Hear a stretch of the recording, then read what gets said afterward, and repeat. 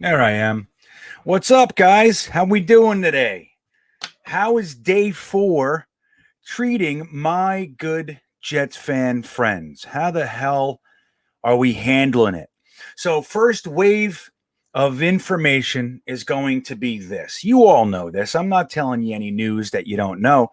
But Joe Douglas woke up and signed 2 free agents today in a matter of, what was it, 30 minutes? People were just starting to react to the wide receiver, Keelan Cole, and then all of a sudden, out of nowhere, we signed a guard. So we signed them both. So we got a guard. Now, let me tell you something about the guard first. Let's talk about him. Dan Feeney, a third-round pick, right?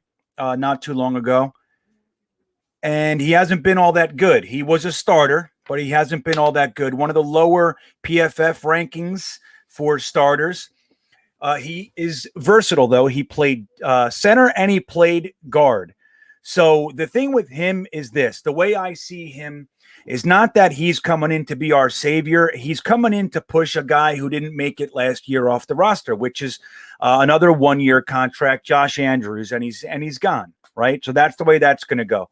So he signed Dan Feeney, a guy he thinks has more upside than Josh Andrews. And that's that. It's the bottom end of the roster. We do realize we have to sign those guys, right? It's important. It's important to sign those guys. And I actually like them. So, I'm not in love with him. I'm not saying, screw Joe Thuney. We got Dan Feeney. That's not what I'm saying at all. But I don't hate the move. We wanted a guard signed. He signed a guard. We're bringing in bodies. We're doing all that, okay? Now, let's say he's negotiating with, for example, Juju Smith-Schuster. Let's say he's negotiating. Should he not sign anybody else if he's got him locked up while he's negotiating? So that's the way I see it. It doesn't mean to me that, all right, he's past anybody that may start and he's looking at these guys. It just means like, hey, the talks were done. Sign him. So the second guy, I see MC loves Feeney. Everybody loves Feeney, right? Yeah, solid death sign. The one I really like, though, is Keelan Cole, and I'll tell you exactly why. You know how everybody was talking about Brashad Perryman being a good fourth receiver? Oh, he'd be a great fourth receiver. The problem with that is this. Fourth and fifth, and even sixth, if we choose to keep a sixth, wide receiver have to play special teams. Wide receivers and defensive backs, that's the large chunk of your special teams makeup. So if you have a fourth and fifth wide receiver that can't play special teams, that's a hole on your roster. Okay. You start pulling from other places, even starters and the like. So not only does this guy produce as a third, fourth wide receiver, he had 500, 600 yards last year. Let me take a look. I don't have it up. I'll look for it in a second for you guys. He had 500 and change yards last year, but he's a kick returner, and that's what we need. Unless you're happy with Berrios and, and those types, the Trenton Cannons, the Berrioses of the world. So this guy's a kick returner. We addressed that. 2 of the last 3 signings were special teams guys, and we end up filling some of the back end of the roster while we're negotiating with other guys. So let's see what you guys got. I want to say hello to you. Thanks for coming and checking it out, man. I felt there was a big hole on Thursdays, right? I'm always like, what are we going to do Thursdays? Nothing. Nobody's ever talking about anything on Thursday. So I want to say, fuck it. Let's do a Thursday thick of it. I'm thick of it. It's funny because it was going to be the Thursday sick of it, but I thought, let's make it like we're getting into the thick of it. And then it was just weird play on words for me. So here we are. Welcome to the first Thursday thick of it. I'm going to do this every week and we'll just talk about whatever.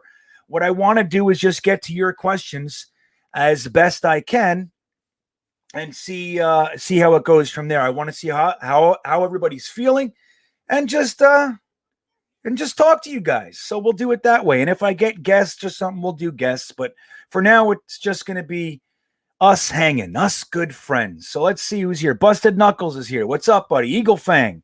It's nice to see you around more consistently again. Red Dog, Robbie Oak. Cadoza's here. Joe D'Angelo, everybody. Richie McDonald, Isaac Fetzer.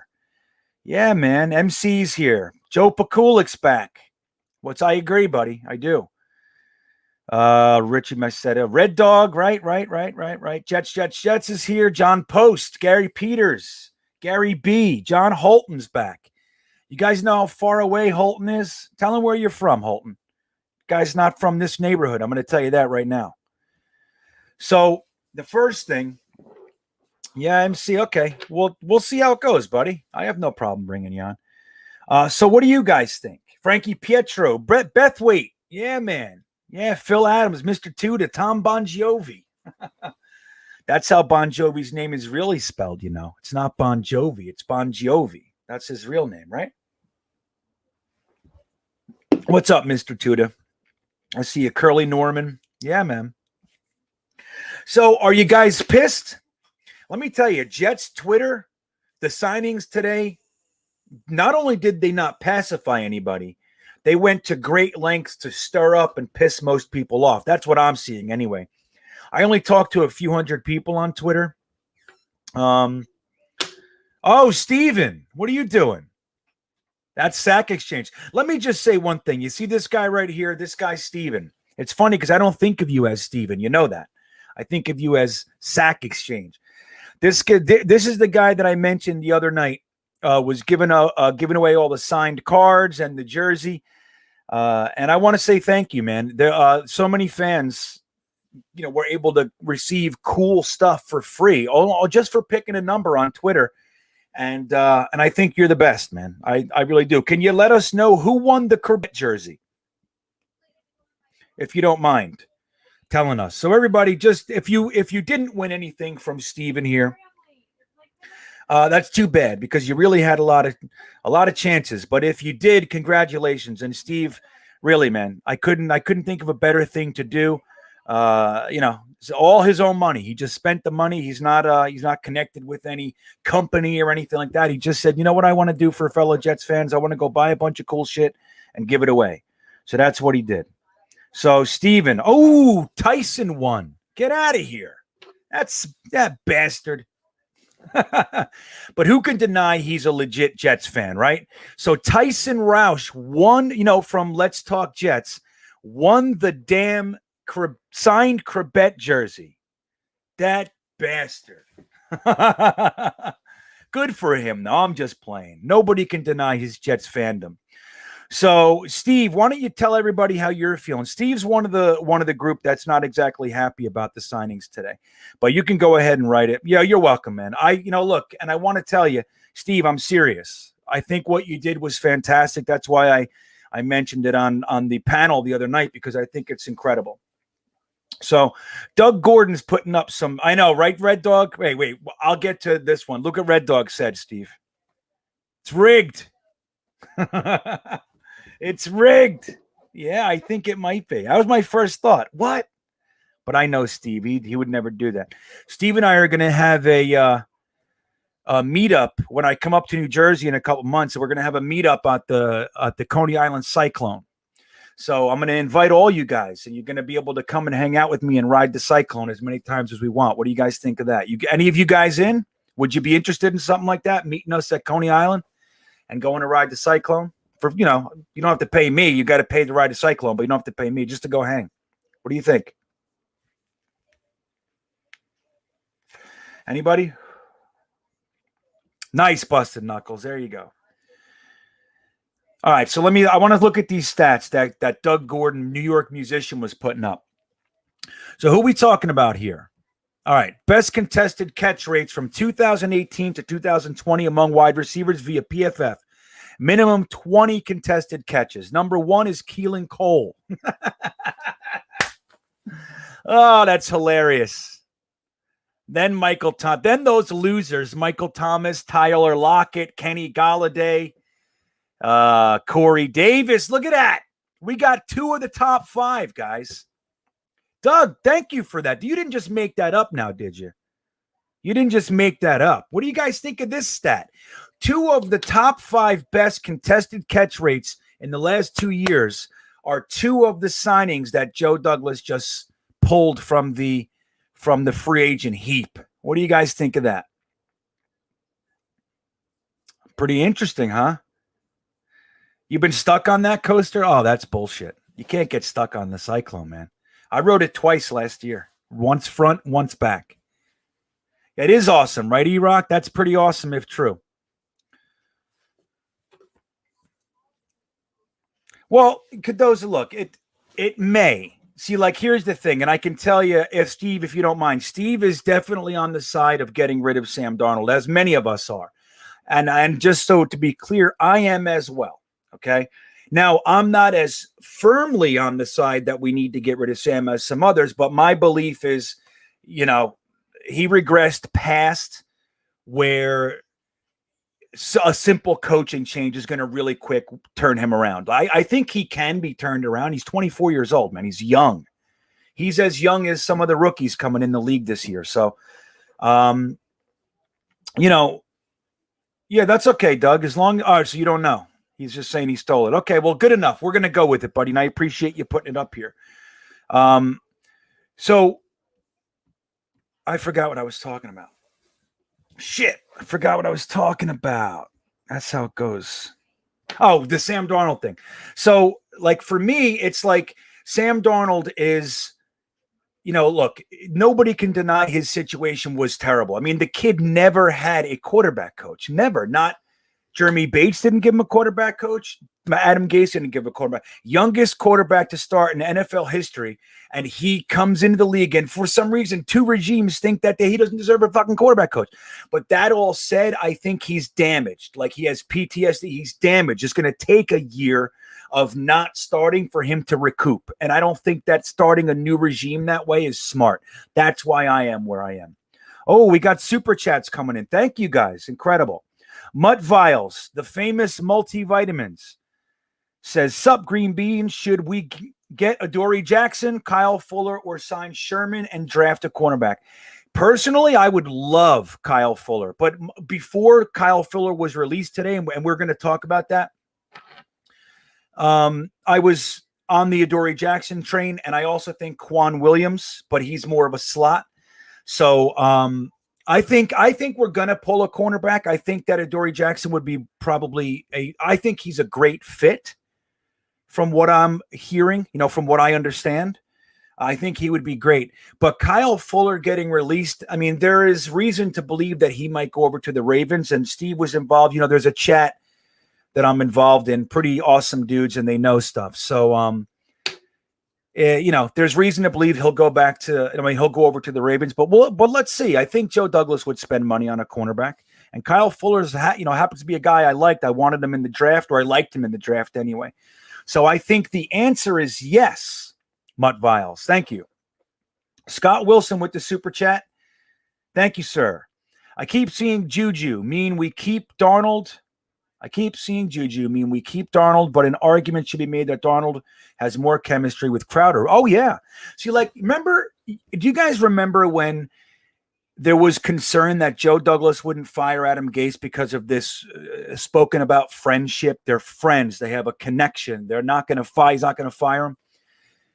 I always thought that was overblown. Not that they weren't friends, but I thought that Joe Douglas would never put his career on the line for a guy he worked with 1 year up in Chicago. Like, I just don't see it. Sure, they're friends, but they're not such good friends that they're going to tie each other's careers together, right? I feel the same way about Sam Darnold and Juju Smith-Schuster, or any of these guys in college. Sure. Remember, I can't remember his name. Remember who was the receiver that we just had for a couple years and we cut him last year? He played with Sam Darnold. I liked him a whole bunch. He was on our practice squad, came in one game at the end of the year. What was his name again? He went over to the Niners, I believe. But he keeps bouncing around. What the hell was his name? Starts with a D. Remember? But anyway, he was Sam Darnold's receiver their last year in college. And it's one of those things where you like to think Deontay Burnett, Johnny Lamb Jones. You're funny, Duncan. Thank you, Brian. It was Deontay Burnett. So I think it's like you saw, like we were as fans, we're like, why wouldn't you let Sam and Deontay Burnett work together? And I think it might have been smart to at least keep I liked him. But you can see that the relationships that they have in college a lot of time are overblown. And like Juju Smith-Schuster played really 1 year with Sam Darnold. They had a good year, but that's it. Like they've been separated more than they've been together. So I don't think signing Juju Smith-Schuster means that we're keeping Sam Darnold. Okay. I want to make sure that that's clear, Scott. I don't see it. Now, I don't think it would hurt the idea of keeping Sam Darnold. But I think you have a really good point, which is Sam has played with Crowder longer than he's played with Sam Darnold. With Juju Smith-Schuster. So that's clear.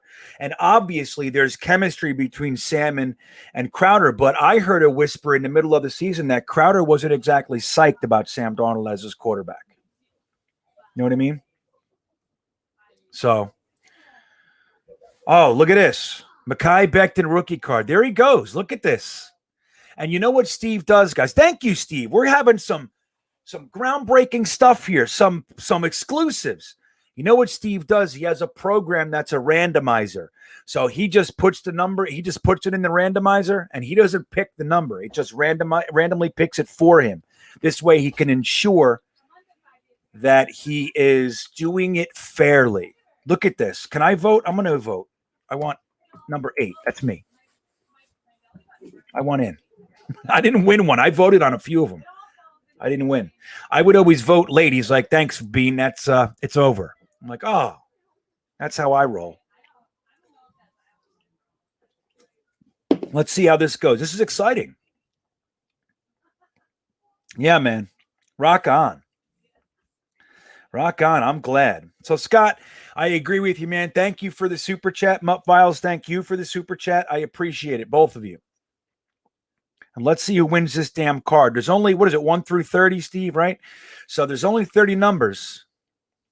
There's only 30 numbers, guys. Let's see. Wait. Got it. That's awesome. Now I can't vote. Okay, let's see. I'm going to watch and see when the number comes up. Interestingly, it hasn't come up yet. That's crazy. It's so crazy, right? Isn't it? I would watch him do these contests on Twitter, and like 100 people would vote, like 1 through 50, and they wouldn't get it. He'd go, everybody can vote again. Nobody got it. It's just crazy how hard it is sometimes to land on that random number. There it is. You see it, Steve? You see it?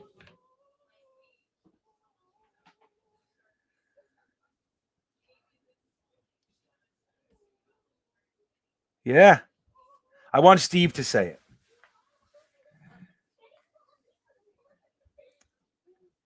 So it looks to me, you see it? Okay. So Mike Rubino is the winner with number 27. Oh, John Post won it. He beat him with 27? I didn't see John's. I didn't see John. I thought it was Mike Rubino. I must have missed it. That's why I don't run these damn things. John Post, congratulations, buddy. Where'd it go? Where'd it go? We're having contests. This is fantastic.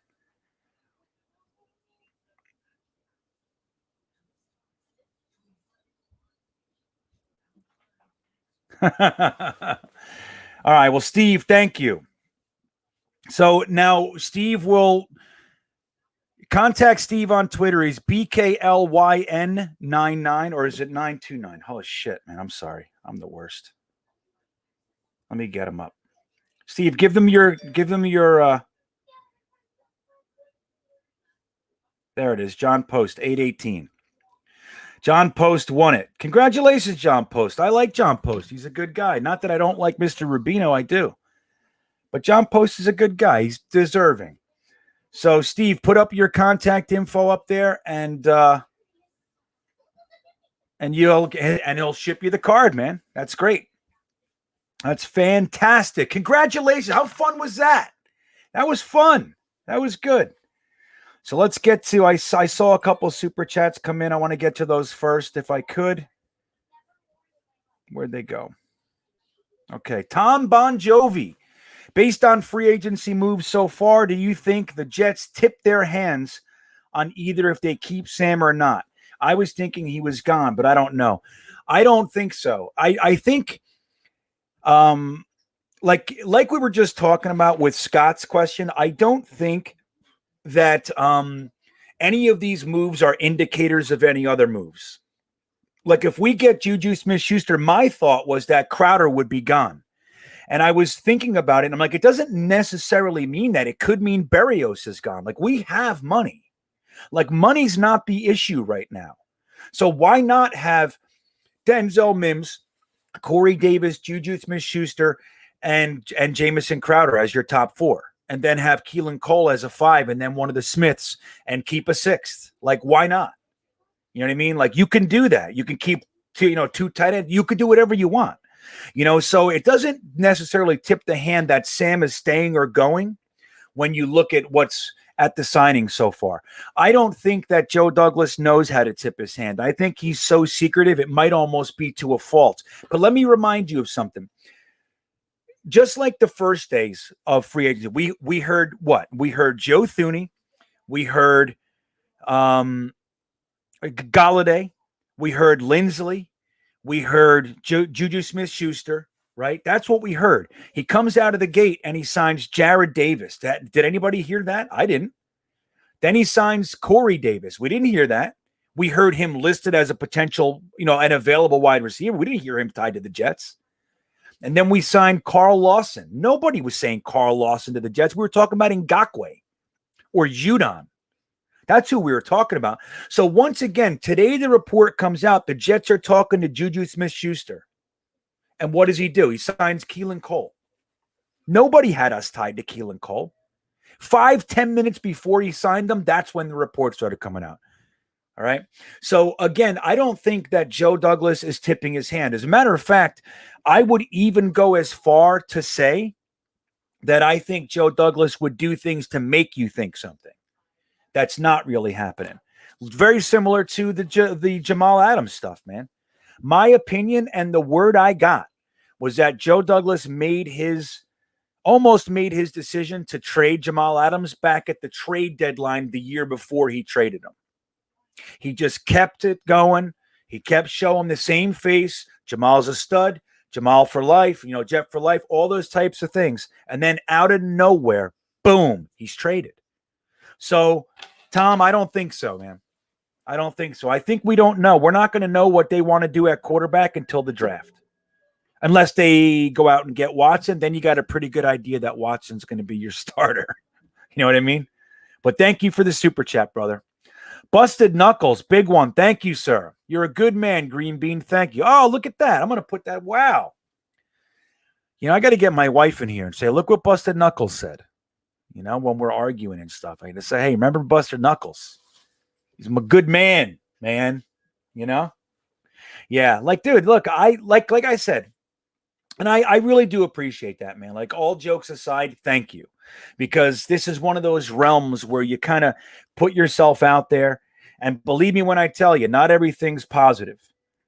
Not everything's positive. I get a lot of shit. I get people that say, people hide behind the anonymity of the internet, and they say things, and it's like, it's funny. I come from a generation where, like, this line was like, you wouldn't say that to my face. You wouldn't, and I'm old, so I don't know. I'm not tough anymore, but it's like, still, we would never do that. But now today, people are like, they take great delight in doing that stuff. So comments like that, and a lot of you guys are cool, man, like that. A lot of you guys write me stuff and say positive things, and I really do appreciate it. So, really, I can't appreciate it more. So thank you.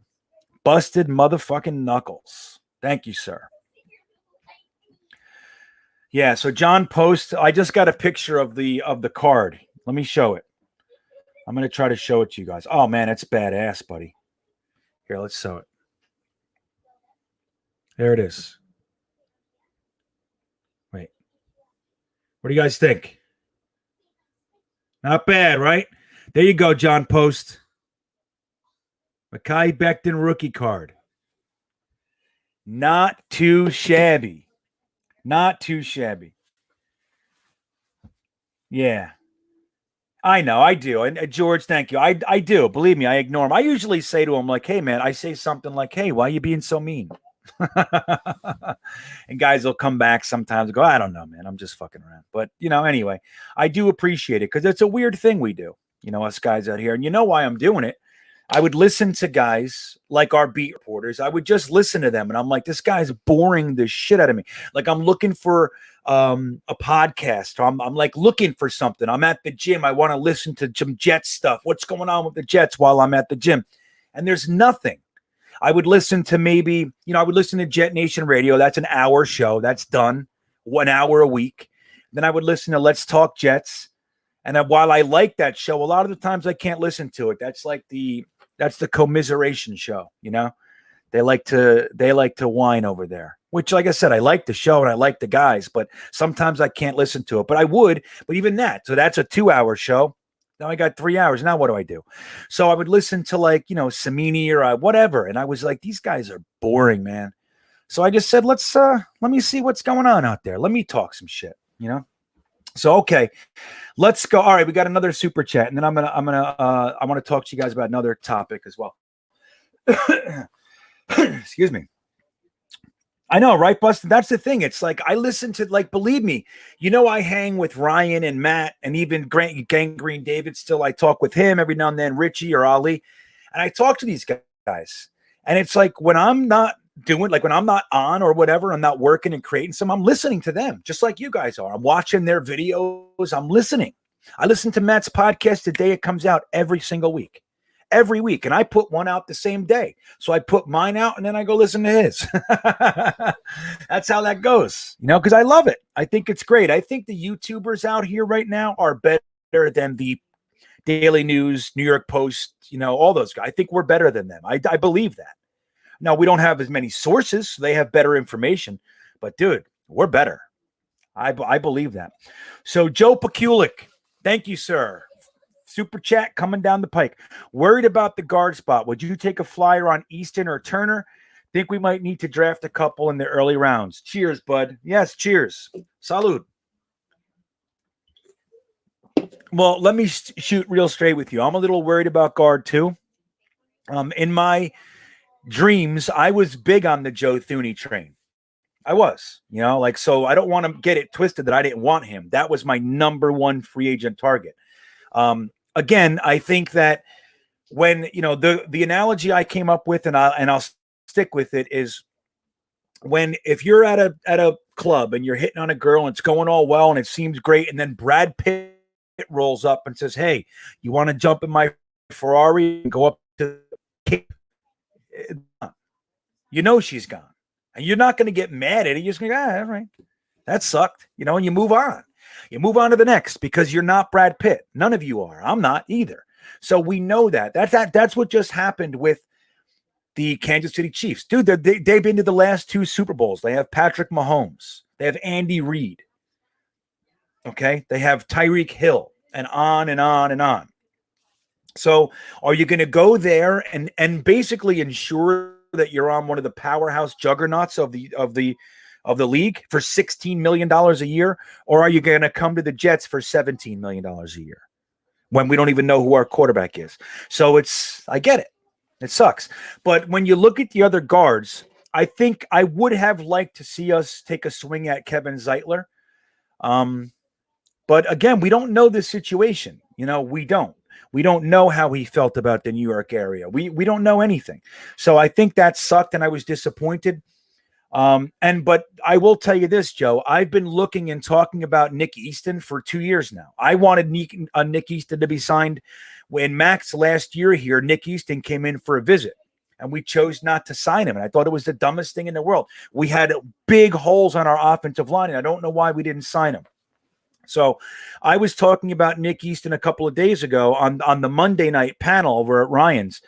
And he's one of the guys I think we should bring in. Keeley came out of nowhere. I think he's a depth signing. He might not even make it. You know what I mean? Like he's one of those guys that you sign for a year and it's a flyer. You just bring in bodies. You bring in big guys with NFL experience and you see if your coaching staff can get more out of them. But I would like to see us sign another guard. But even if we don't, what I'm going to tell you is in the first 3 picks, we're taking a big, fat, strong guard. That's my opinion. So let me say this, and I'll say it now so you guys can call me out later. Okay? Don't forget this. I believe that we will be signing another guard that can compete for the starting job in free agency, or we will be drafting at least one guard in the first 3 picks. Okay? If that doesn't happen, I'm going to be disappointed. Now, if it takes till the first, third rounder, okay, I'll be all right, depending on who slips and all that sort of stuff.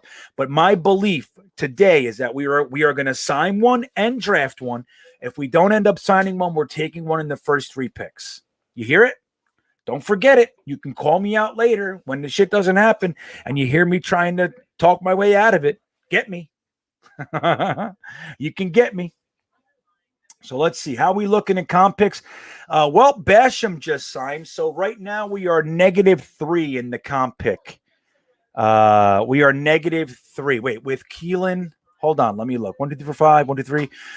1, 2, 3, 4, 5, 6. Right? We signed 6 guys. Right. So we are -3 comp picks right now. Unless Keelan Cole was cut, which I think he was. Let me look at the free. Let me look at something here. No, Keelan Cole, it looks like Keelan Cole was just an unrestricted free agent. So he's going to count against it. So good question, man. As you guys know, I keep track of and not every day. There are days I lose track, but overall, I keep track of the comp pick situation. I'm on top of that, man. I want to see the Jets paying attention to that and flipping it. Okay. So I think it's an important aspect of the team. Now, Joe Douglas mentioned it in his first month or 2 here. He was asked by somebody what he thought of the comp picks. And he said that he was taught, he has worked for people that put a high value on the comp picks, and he values them as well, but will not sacrifice a player that he thinks can help the team out of the fear of losing a comp pick, which makes sense. You don't want to do that. Like, you don't want to not sign Keelan Cole if you think he can be the kick returner that you want, because you think next year you can get a 6th round pick. Like, you don't want to do that. At the same time, it's smart to start signing these guys that are not going to be with you long term, so you can replace them with draft picks. Okay. And then your draft picks start pushing free agents out. Then next year you don't need as many. And then you're signing less than is leaving, and your pipelines have begun.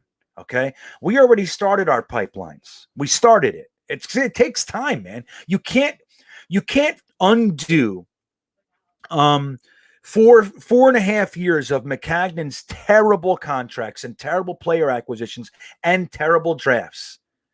Okay, you can't undo all of that while building a team of starters, of top-tier starters, and depth, and training department, and coaching staff, all in a year and a half. You just can't do it. So you have to create your priority list. Right. So that's what you do. And that's why I like Joe Douglas. For me, I have been screaming for years on Jetnation. When is someone going to come in this place and tear it down? I'm tired of carryover coaches. I'm tired of the carryover players. Like, I'm sick of it. But we can't lose. Like, think about it. Todd Bowles came here and he was straddled with all these bullshit players from the Izzick regime. And then Mike McCagnon comes in and signs big, fat, overweight Revis and Gilchrist and old, limpy Cromartie. Like, you don't think I felt the same emotional attachment to those guys as you did? I was excited too. But I knew Revis had one okay year, and the next year he looked downright fat, didn't he? And it was terrible. So, but guess what? Those contracts, Todd Bowles' teams were hampered because of he was still tied to those guys, Buster Screen. You know what I mean? So every regime comes in and they are straddled with the previous regime's mistakes. And I've been saying it forever. When are we going to tear it down? Can we please get somebody that's just going to clean it out, gut the coaches, gut the scouting department, get all these losers out of here and start from scratch? I'm willing to wait 3 to 5 years, not 5, but 3-4 years to build a powerhouse if that's the way it's being done. And that's why I like Joe Douglas. I'm not so concerned with missing out on the big free agents this year, because I'd like to see some. I like Corey Davis. I like Carl Lawson. I do. I think they're great. Great signings. And you see they got the longer contracts because they're part of the solution. But for me, I want to see systemic change. I'm not looking for the flashy stuff anymore. I like it. I can't say I don't like it. I like it just like you like it. You know, if we sign Joe Thuney and Galladay are coming to town, yeah, I'd be all psyched and high-fiving you guys. But at the end of the day, we've done this numerous times, and it hasn't worked. I want to see systemic change. And the thing I'm most excited about is the thing that we're talking about least. And I made a video on it last week. It's what Joe Douglas did with our training department and medical department is unbelievable. And you got to think how long was he working on that? Right? How long was he didn't just do that shit overnight. So while everybody's complaining Joe Douglas ain't doing this, dude, he's been working on the complete revamping of the medical and training staff. You want to know why? Because they sucked. The last 2 years, we had the most injuries in the league. The most guys on IR over the last 2 years were right here. Unacceptable. Because our training staff was a meathead. It's fine. He knows how to lift weights, knows how to get you strong. But he's not working on the underlying issues of it. He's just building muscles. That's what he's doing. Joe Douglas said, no, I'm not doing this. So that's the most important stuff. Our guys got to be on the field, man. You can sign anybody you want. When they get hurt week 3, what good is it, right? All right, so we got another super chat. You guys are awesome. I love that you're here with me. I really do. The Thursday thick of it's off and running. Joe D'Angelo, thank you, sir.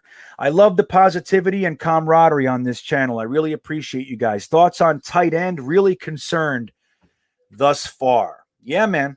Well, let me tell you this. I am disappointed that we didn't nab Gerald Everett. The kid's so athletic, and he's got more potential than you've even seen. And I happen to like him a great deal.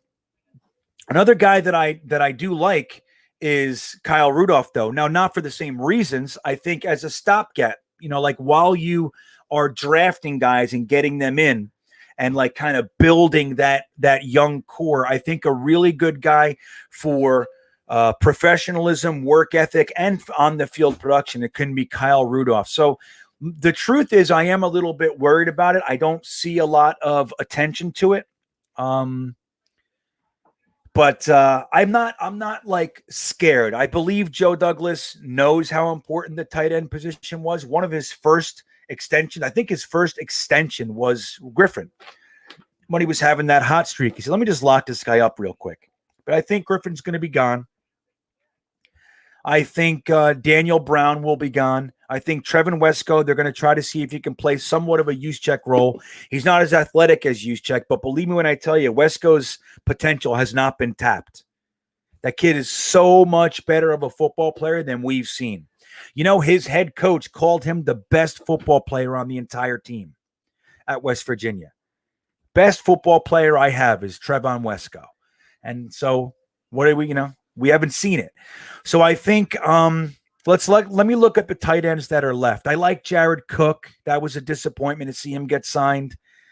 Let's see. We got Jesse James, Tyler Croft, Tyler Eifert still out there, that old man.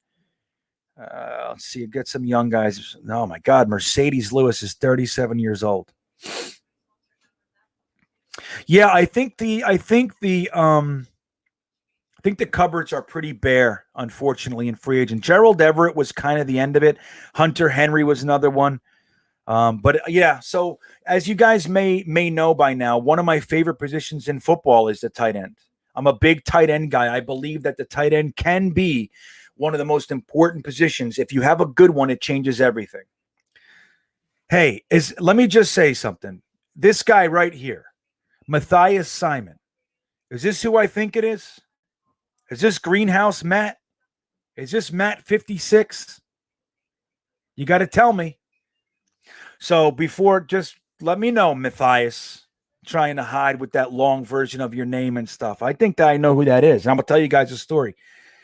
So, Joe, yes, I am concerned, but I'm not nervous. I would like to see some attention, but don't forget, in San Francisco, the tight end was a pivotal part of their team and their offense. I don't think that they're going to ignore it. Dude, this tight end class is good. It's a good, like a couple years ago when we had Hutchinson and Noah Fant and all that. That was a top-heavy tight end class. After those guys, it got really thin really quick. This tight end class is thick. It's robust.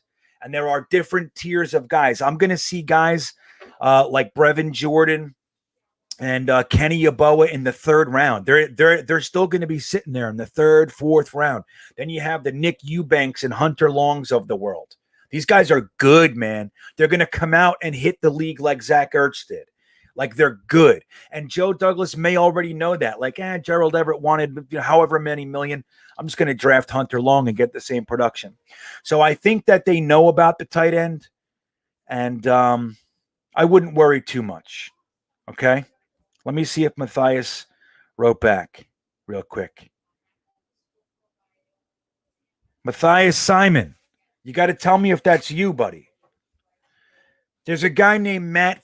Guys, I want to tell you something. Now, you guys know I'm on Jetnation, right? Jetnation is the largest independent fan site in the entire NFL, right? So I moved over there a few years ago, back in like 2009. When I was looking for, it was before YouTube and before all that. We used to hang out on forums only. That's all it was. The only place we could talk Jets with a bunch of other maniacs was on chat, like on forums.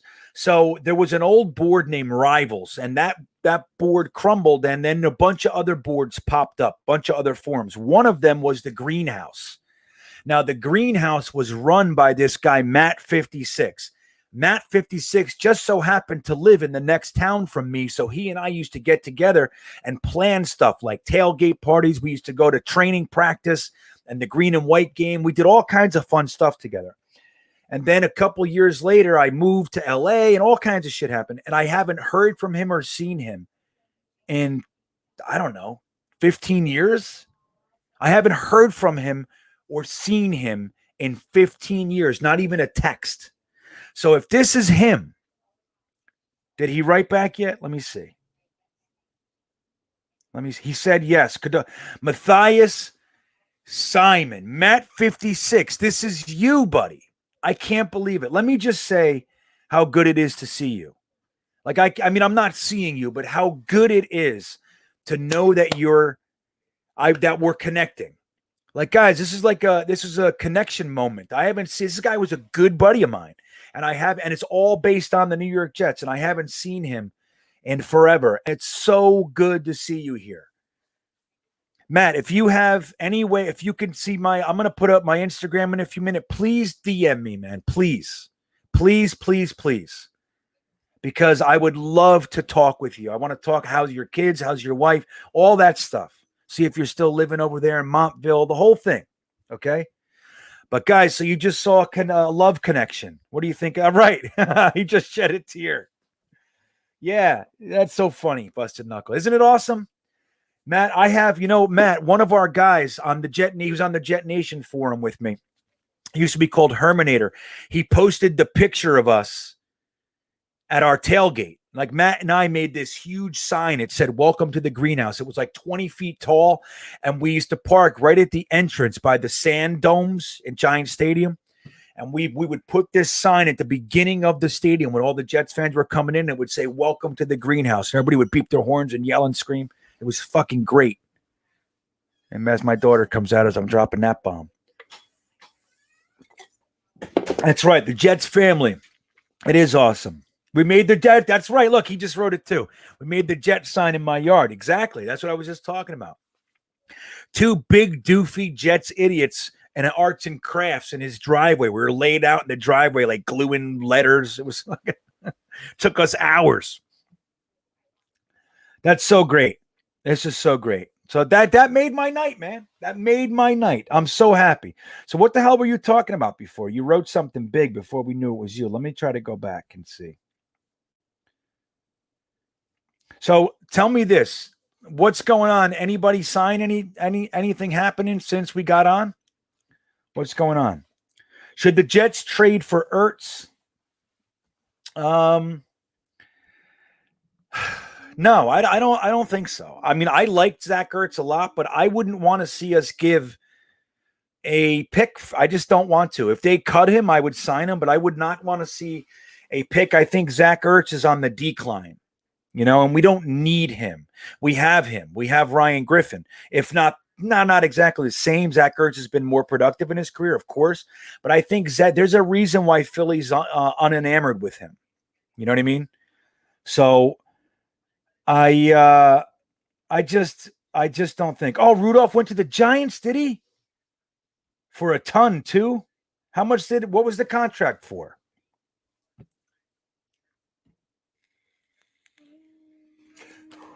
Just want to let you guys know, John Post, who won the card from Steven, Brooklyn 929. Let me give you guys his Twitter handle too, because he's such a good dude, man. And he does these contests all the time. And if you could give him a follow, it would be, it'd be awesome. His Twitter handle.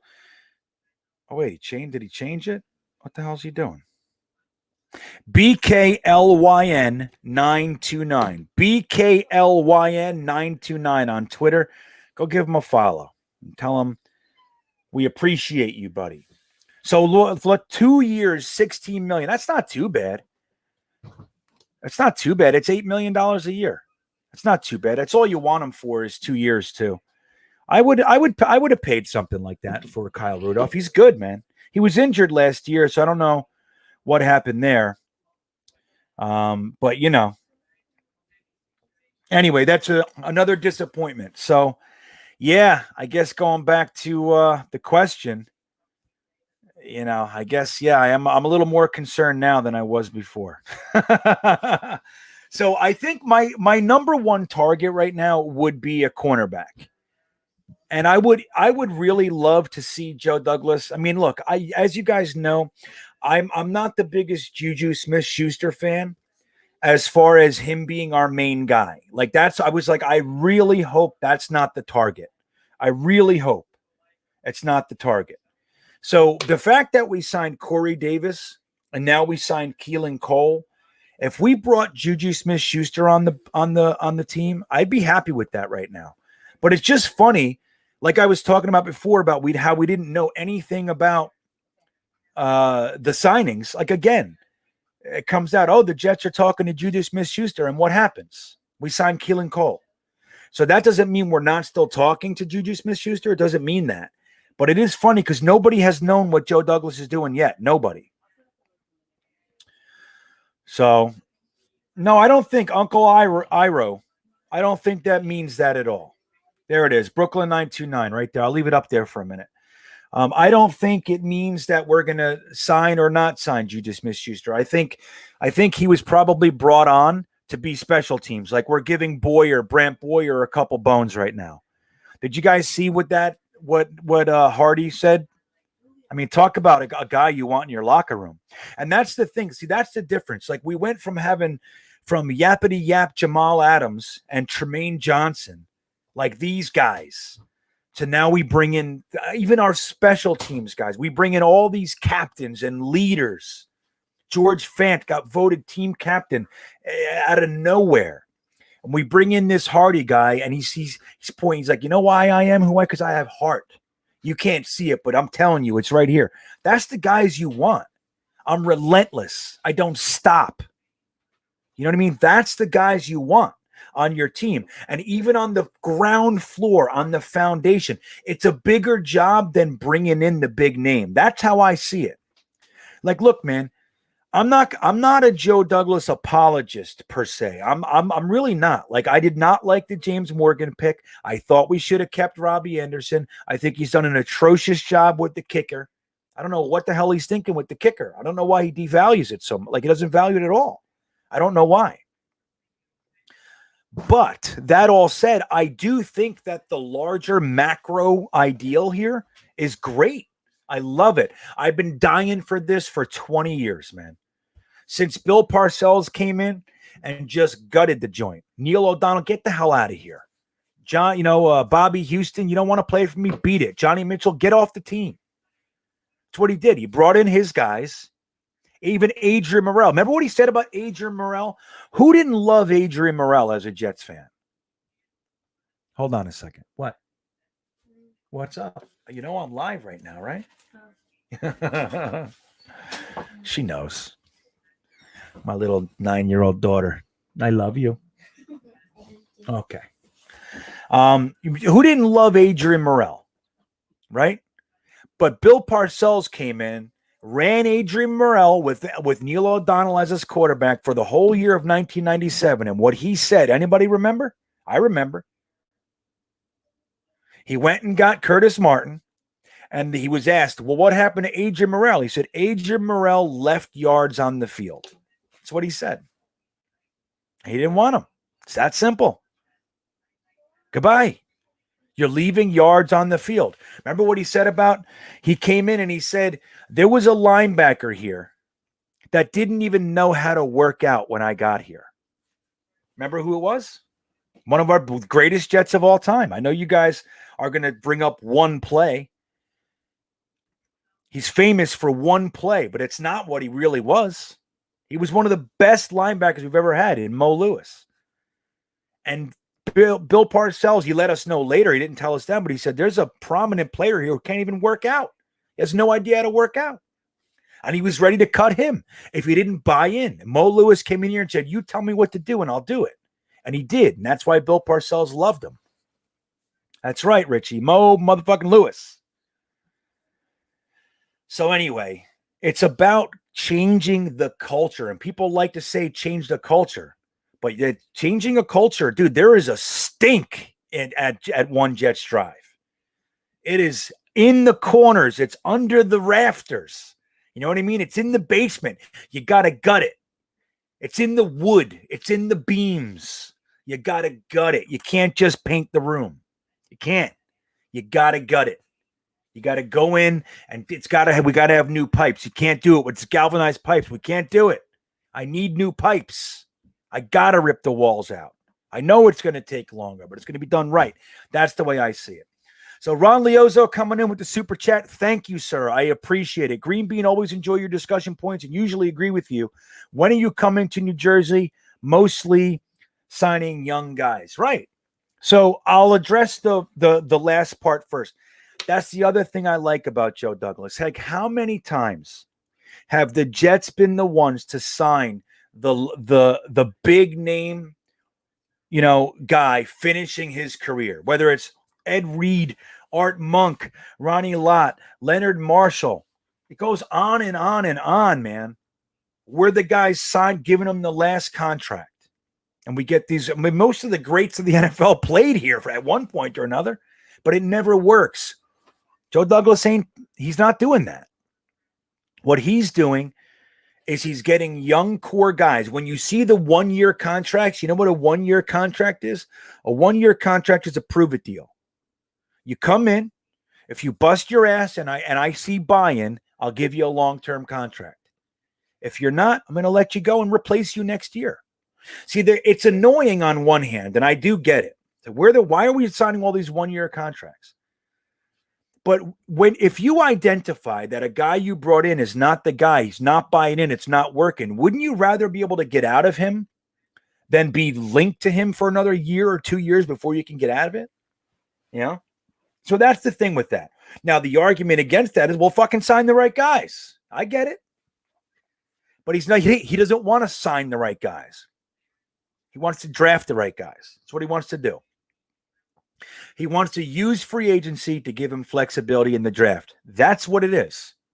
There's no other way to look at this. Anything else is incorrect, inaccurate. He's using free agency to give him flexibility in the draft. He doesn't want to reach for needs. And that's what it is. I got fucking hair in my mouth, so forgive me. So the first part of your question, number one, thank you. Then you must be an incredibly smart man to always be right. Always agree with me. That means you're always right. That's what I meant to say. I'm coming to New Jersey in May, and I'm setting up a couple meetups. I can't tell you guys yet because they're not firm, and I don't want to have to undo something. You know what I mean?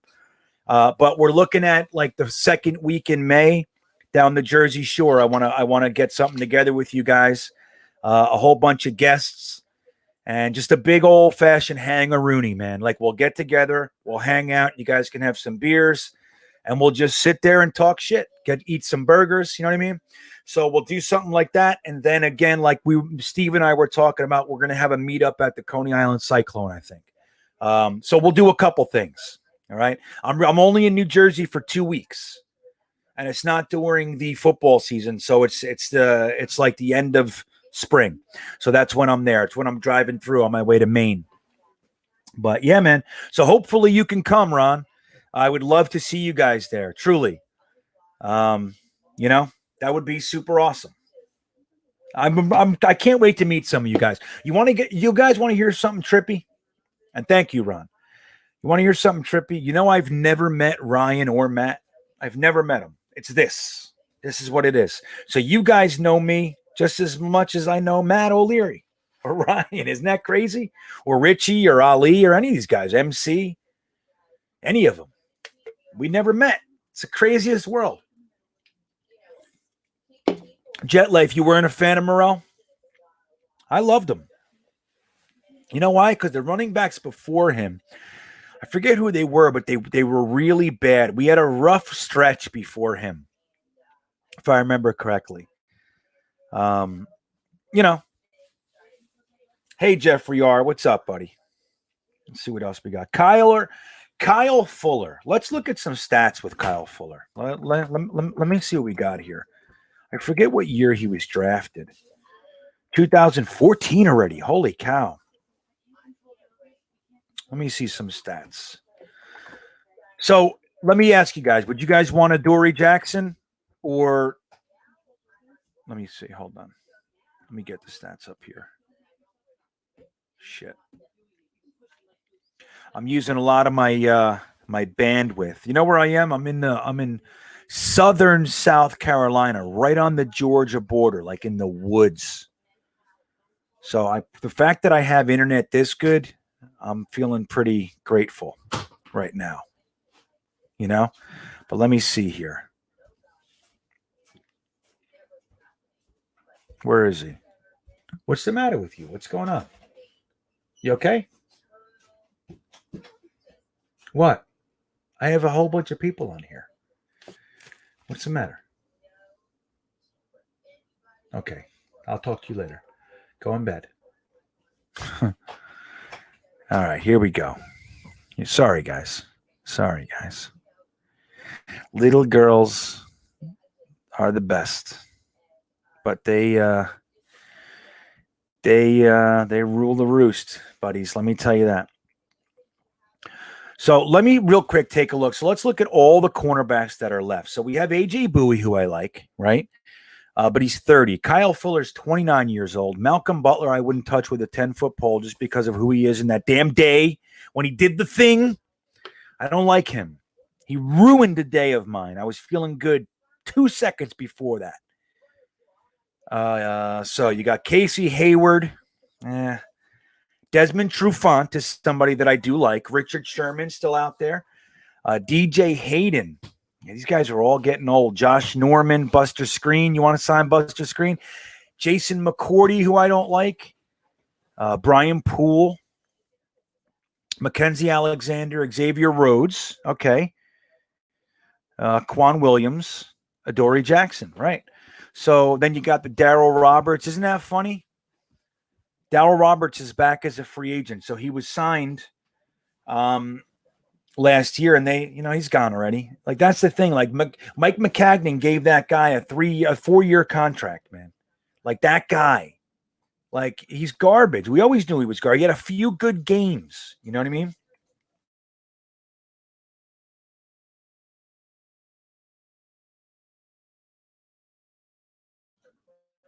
What the hell just happened here? Hey, sorry.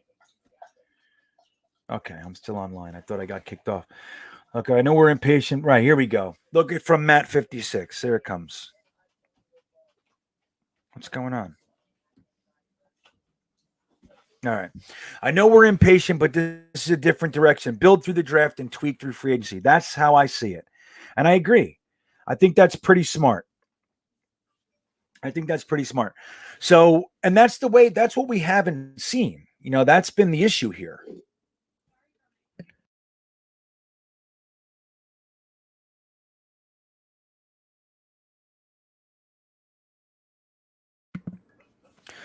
So I think, yeah, right. Kids first. That's it. Yeah, I remember Kyle Wilson. Remember, when we see, like, it's so funny how people, like, when we talk about our GMs, right? Like, over the years, like, if we look at our GM, so we have Joe Douglas, we had Mike McCagnon, we had John Izzick, Mike Tannenbaum, and before Mike Tannenbaum was Terry Bradway. Before Terry Bradway was Bill Parcells, and on, right?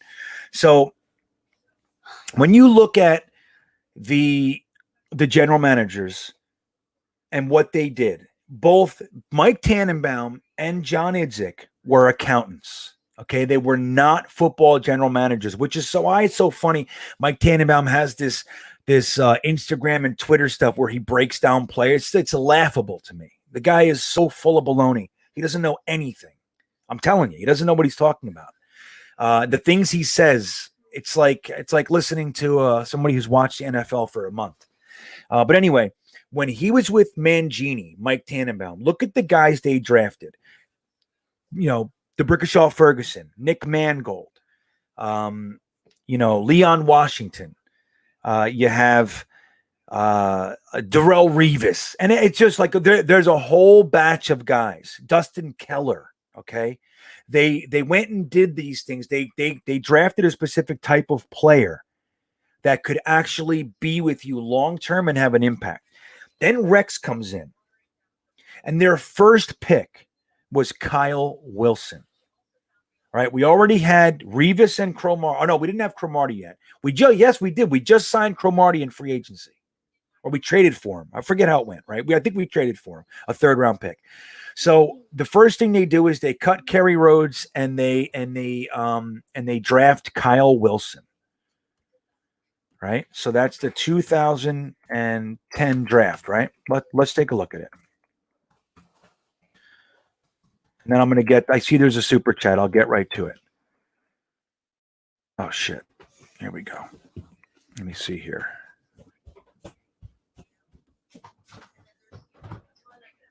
All right. So this is our first draft. So you got Mike Tannenbaum, who goes over from drafted Revises and Mangolds and all these guys with Mangini. And he comes over. Rex comes over, and this is what they do. They draft Kyle Wilson with pick number 29. Pick 61 in the second round, they draft Vladimir Dukas, and the next day, or maybe even the same day, they cut Hall of Famer Alan Faneca, okay, for Vladimir Dukas.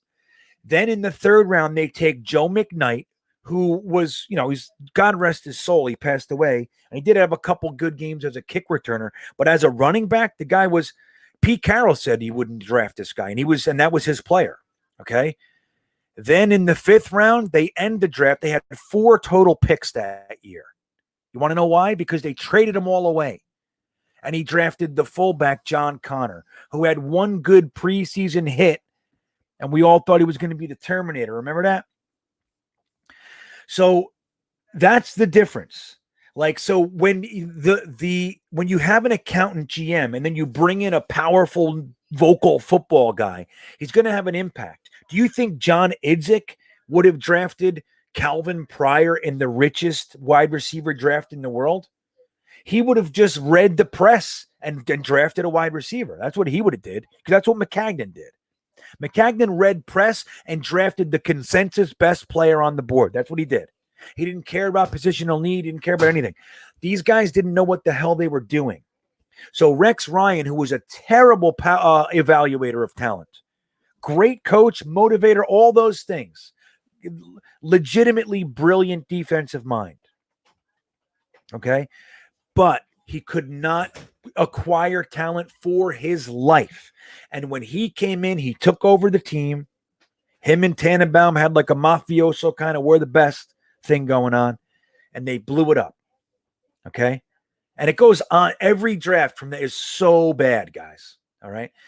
Izzick was an accountant. He was also. So Tannenbaum and Izzick were Rex Ryan. They were not GMs. That was Rex Ryan. Okay? I can't say that clearly enough. Okay? Then you bring in McCagnon. He's an absolute fraud. He's not supposed to be there. He jumped. He went from a ridiculed and terrible director of player personnel, skipped assistant GM, went right to GM because he knew Casserly. Okay. He's never supposed to be a damn GM. And he's running the team and he contract. He doesn't know what the fuck he's doing. The rest of the NFL slapped him around and used him as a negotiating piece. Joe Douglas comes in. Not only does he have to build a team, but he's got to undo that. And that's what we're seeing now. That's the difference, guys. It's going to take a minute. Look at Joe Valente. Look at this. I'm going to do just that. Look at this. I can't, dude, my heart right now. I can't even tell you what that means to me. I can't even describe it. I'm going to literally show my daughter this right here. And then I'm going to punish her for not listening to me and tell her what she could have had. Thank you, Joseph Valente. Thank you. I'm going to do just that. As a matter of fact, ice creams are about $5 or so. So I'm going to get my son one with you too. A little teen bean. He was pre-teen bean on Jetnation, and he just turned 13, so he's got to be teen bean now. Hey, Julia, come here. Hold on, guys. I'm going to show her this. Bean counters. Green bean counters. So, it's like for a guy, it's funny, Matt. It's funny. Look, come here. What do you think of that? He just gave me that so I could buy you an ice cream. What do you think of that? Show him. Just stick their hands. Just do that. She went like this. Show him. No, she's embarrassed. Can you say thank you out loud, though? Thank you. No, say it real. She's shy. Okay, she's shy, but she said thank you. And I thank you. So yeah, man. So Joseph Valente, thank you so much. It means the absolute world to me. I mean that. That's touching. Man, you guys are the absolute best. That's why I want to have a meet and greet with you guys and a couple. I want to ride the Cyclone with you guys. I do. I think it's going to be, even if we get like 3 or 4 of us, it doesn't matter. It's like if we're 100 or 3 of you, I want to go on the Cyclone with some of you guys. I think that would be so cool. If you guys haven't ridden the Cyclone, ask Steve. It's rough, but it's still in good shape, man. It's fun. It's like by today's standards, it's small, but it's so fun. It's just a laugh out loud coaster. It's so great. So Busted Knuckles coming in. We're going to get a burger. That's hilarious. Thank you, Busted Knuckles. I appreciate that. You guys are out. You guys are awesome. So we're getting burgers and ice cream tomorrow. That's what we're doing. I'm going to do it, man. I believe in that stuff. Like if somebody says, hey, go buy your wife something. They give me $100, whatever it was, I do that. Like I feel like if somebody says, hey, go kiss your wife for me. Like somebody that's not some slimy asshole. It says, hey, go make out with your wife. Somebody says, hey, hug your wife. I go home and I hug her and say, hey, this is from Charlie. You know what I mean? So I do that stuff. So they're going to get ice cream and a burger. So I appreciate that. Oh, my God. Ryan Schwinger and fries. Oh, my God. Yep. Well, now they get fries, too. Ryan, thank you. Thank you, man. I appreciate that. You guys are awesome. So, yeah, thank you, man. I don't even know what to say. You guys are the best. Yeah. So, well, you know what's funny about, that they're adding over at I see some of you guys talking about Coney Island. A few of you. Coney Island used to be a shithole. A few, maybe 20 years ago, 50, about 20. I was going to go there with my friends. And I had a buddy who lived in not Sheepshead Bay. He lived in, Sheepshead Bay. And he was like, look, you don't want to go there. Like he literally talked me out of it. He's like, dude, I'm not going with you. I just don't want to go there. It was like that bad. Like we're going to get into trouble. There's no way that a group of 20-something-year-old guys are going to go there and not get into trouble. It's going to be a problem. So I didn't go. But we went back recently. They put millions of dollars into that area to make it a family area again. So if you've been afraid to go there, you can go there. You know, so, and I went there last year and I was pleasantly surprised, but they're actually putting in 2 new roller coasters this year. So there's 4 there now. You got the Cyclone, you got that flying coaster that's really rough. You got the horse coaster where you're like riding a horse and you ride, it's a launch coaster. And then you got the other one. But yeah, they're adding 2 more. So there's going to be 6 coasters there this year coming up. And then you have Dino's Wonder Wheel. Man, you know, I just passed, what are we, 175 coasters this total. So we're looking, our goal is 770. If you guys want to do something really cool, you can go over to my full-time coaster on YouTube when you get a chance and just hit the subscribe button over there too. That would be fucking awesome. Yeah, because that's where I'm documenting this, and I got to get better. I'm working on like my editing and everything, but like I'm really gonna get to like documenting the feelings and the ups and downs with this thing. But right now, I'm just making like reviews of the parks we go to. But yeah, I'm doing all that stuff too. I'm trying to document this. We're like literally the only family on the internet who sold everything to ride every roller coaster in the country. Like that's what we did. So it's pretty cool. But Ryan, Busted Knuckles, Valente, thank you guys. I'm going to do just that, guys. Oh my God. Oh my God. You guys are fucking crazy. Look at this. Mike Parlato comes in and the drinks. How can we have burgers and fries and ice cream without drinks? Thank you. Thank you, Mike. I appreciate it. We're going to have a party. We're going to do this thing. I'm going to Greenville, South Carolina tomorrow. So it is a cool. This is cool, man. You guys are super duper awesome. I mean that. Yeah, I'll be up at Playland. Don't you think I'm not? Playland. It used to be called Rye Playland. Now it's just called Playland Park or something. There's a bunch up there. But look, Jeffrey R. with more. I top the ice cream with her favorite candy. Man, you guys are nuts. You're gonna kill me. Now I'm starting to get worried. Thank you, Jeff. I appreciate it, man. Oh my God, Edward Ziff with a knish. Let me tell you something. I had one knish in the past decade. One.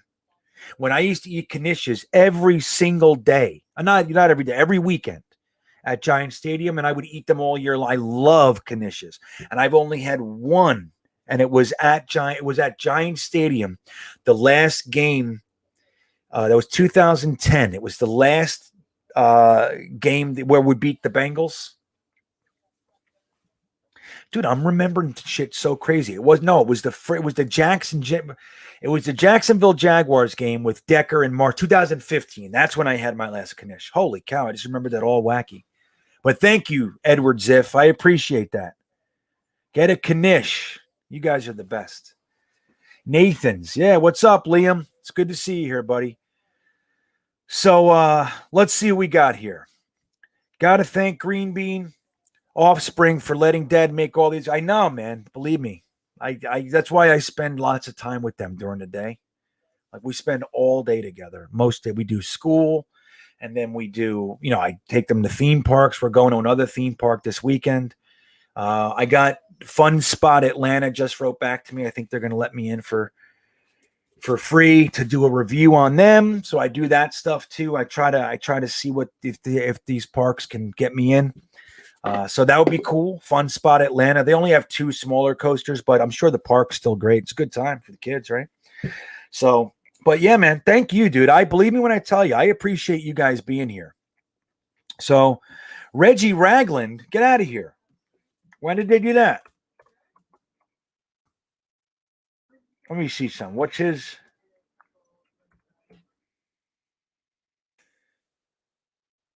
Wait a minute.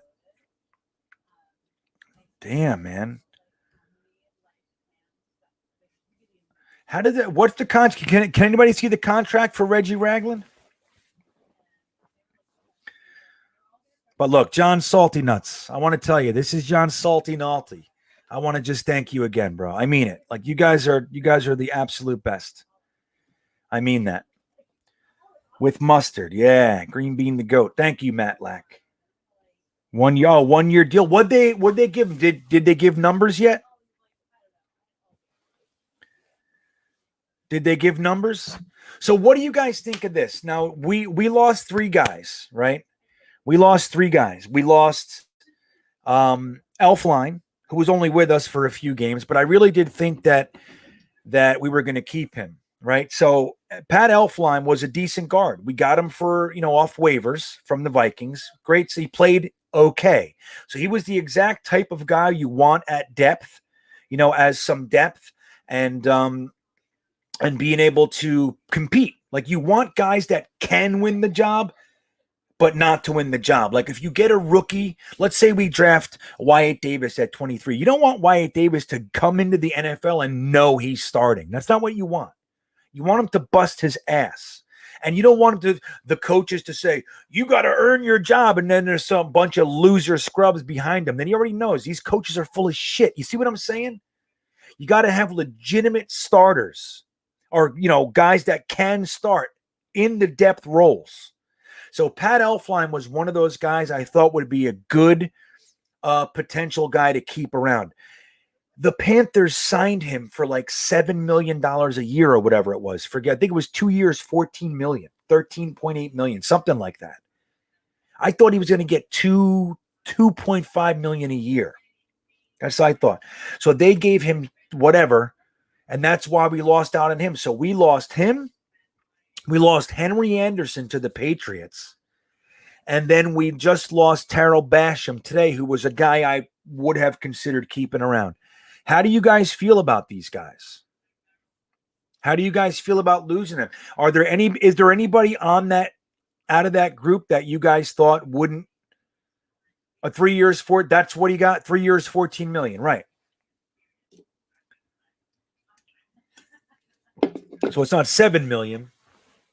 It's $4.98 million, whatever it is. But I thought he was going to I thought he was like a $2 million guy. So they doubled that. All right. So anybody out of our guys that you heard about? Wait, did Brashad Perryman just get signed? Detroit Lions signed Brashad Perryman. How come you guys didn't tell me? Terrell Basham wasn't a scheme fit, and we cut Henry Anderson. That saves 8.2. Right. So Henry Anderson is he doesn't count against, like, he doesn't count toward our losing of a free agent because he was cut. So the only 2 guys that count toward it. So now Brashad Perryman. I would love to, Perryman got $3 million. That's it. Let me see. What's Brashad Perryman's contract? You got to see what this is.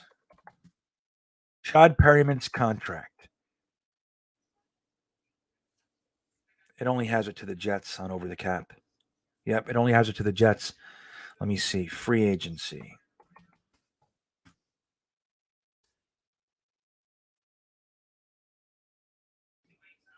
$1 year, $3 million.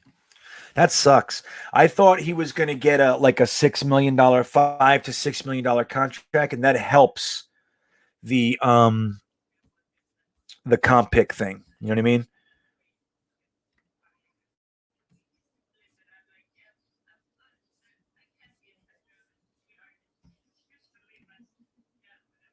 Yeah, I remember Savage, Matt. I just saw that one. Yeah, I remember Savage. Savage is on Jetnation too. I know it's, you had your boy. I get it, but you should pop over there. I mean, everybody there's a lot of people that ask about you all the time. I'm serious. This is a big one. Gohan Angered. Sorry. This is a good one. Now, it was interesting because clearly we were waiting for Robbie Anderson to sign, right? We were waiting. Right? And because it was as soon as Robbie signed the contract with the Panthers, that's when we signed Brashad Perryman. So it was as if it was on deck, right? We already had the preliminaries worked out, agreement in principle, and all that sort of stuff. And then Robbie signed, and then we grabbed Perryman. Now Perryman is a good player, man. He really is. He's underappreciated. He's undervalued. And that's because of the damn injuries. Now, it would be really interesting to see what a perpetually injured guy like a Perryman with our new staff that seems to think they're going to change the NFL. It would be interesting to see if they can with a guy who loses so many games each year to injury. Maybe they could do something with Blake Cashman. I don't know.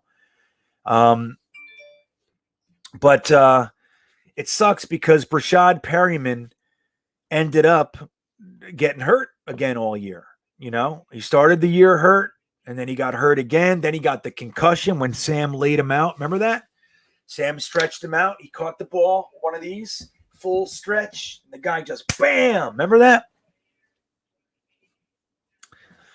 It's not necessarily the greatest pass. I'm just saying. You got to catch it, but it was like, it's one of those things, But anyway, I thought Brashad Perryman would get a little bit more of a contract and assist us with the comp pick equation because it goes by contracts. It goes by so like if you have 10 guys and they're all in like the vet minimum kind of range and you sign a couple guys that are big contracts, the big contracts wash out more, like they don't qualify. And that's where it gets weird. That's where it gets a little bit weird. Yes, I still want Jude. Look, let me make this. I want to tell you guys to make sure that I explain myself clearly here. I didn't want Juju Smith-Schuster as our main guy. Didn't want it as our big wide receiver signing. I didn't want it. So I'm really happy with Corey Davis. I happen to like him. And I think him and Mims, dude, are going to be so awesome together. I couldn't be happier. If you're talking about Juju Smith-Schuster in the slot and just like not being the guy that we signed to change our offense, dude, I think it's a slam dunk. Now, depending on the money, what do you guys think he should get? What do you guys think he should get? What's his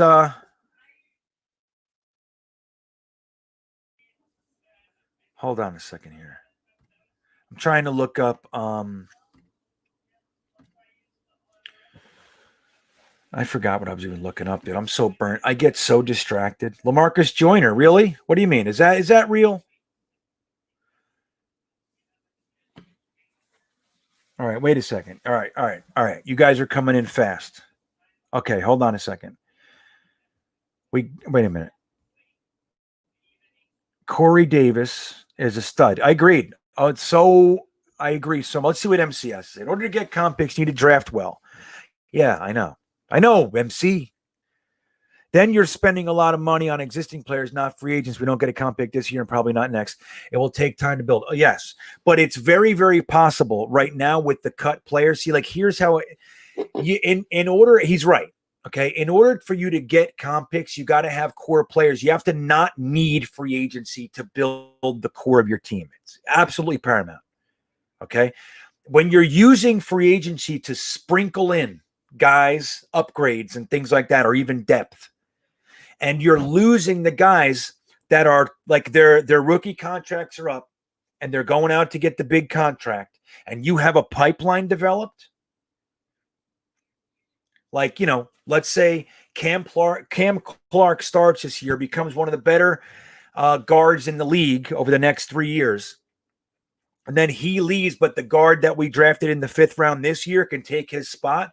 You let Cam Clark go, and then our guy fills in. You don't need to scramble, and then you get a comp pick because you didn't need to replace him. Makes sense? But he's absolutely right. But it takes time, man. But we can get comp picks this year. That's why I keep track of it every year. And by this year, I mean next year. Like this free agency period. Next year's comp picks are contingent upon this batch right now. It's 1 year ahead. Okay? Like the comp picks that were just issued were from last year's free agency period.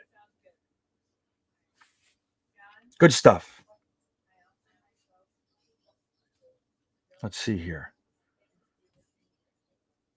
From the Raiders.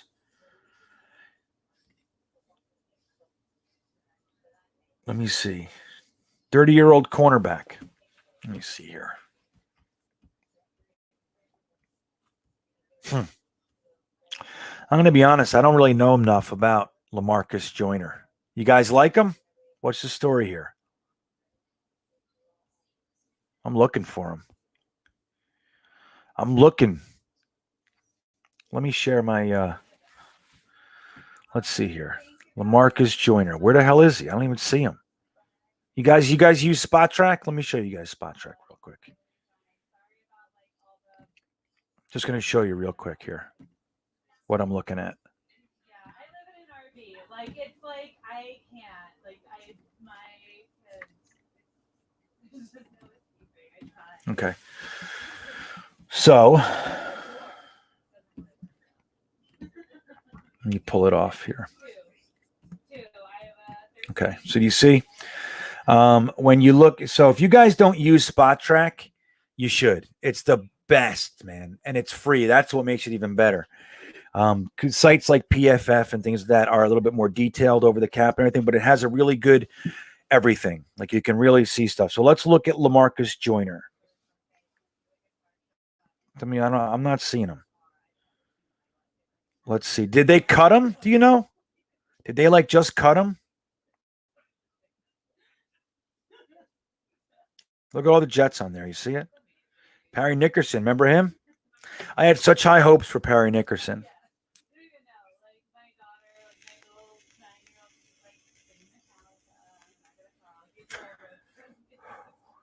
He's not even on this list, guys.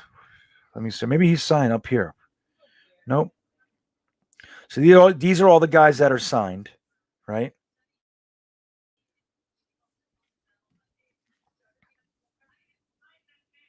All right, talk to me. I know. I can't either. I can't find anything. So he was cut.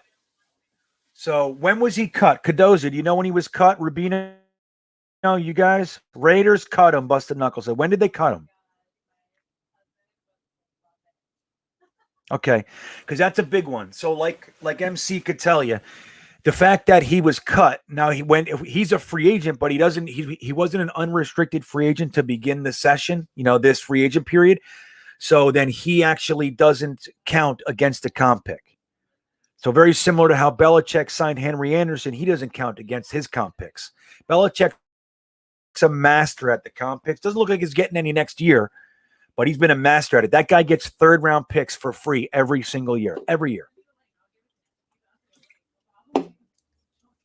I made a whole list. Let me show you guys something.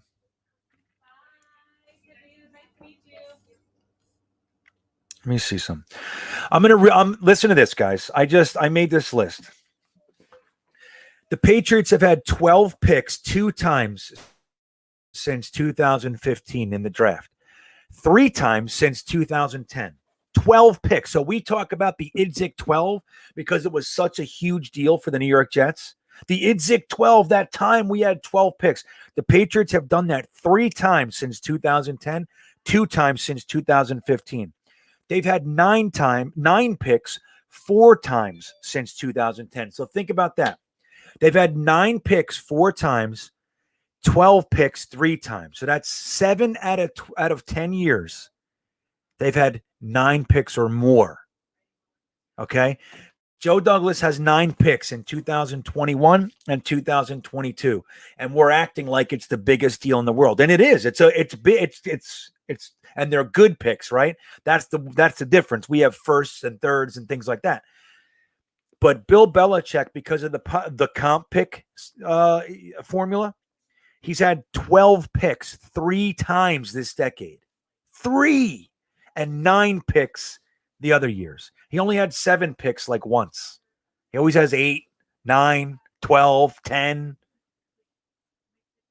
It's crazy. All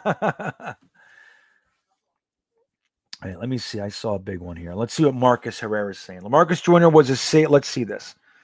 All right. LaMarcus Joyner was a safety for the Rams when he was drafted. He's 5'9" and plays the Patriot aggressively. He's like a poor man's Tyrann Mathieu, not afraid to get in someone's face. Good. So maybe you think he's in lieu of Keanu Neal. What do you guys think? Oh, he's on spot track as a safety. There, that's what you guys are saying. Got it. Okay, let's take a look at that then. Take a look.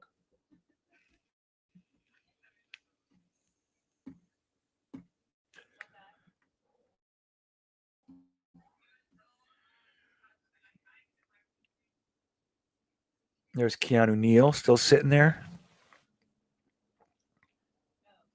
Did I pass him already? What the hell's going on here? I must have passed him. Unless he was signed. There he is. He's signed by the Jets. There he is. Okay, so he's already signed, right? Let's take a look. So this thing is great. So I mean, we don't know what his thing is here, but you can look career earnings. You can look at all this stuff on Spot Track. Spot Track's the goods. So this is his 8th season. Rams, Raiders. Raiders cut him. He was making $14 million. What did they sign him? $4 million and $4 million with a $5 million bonus.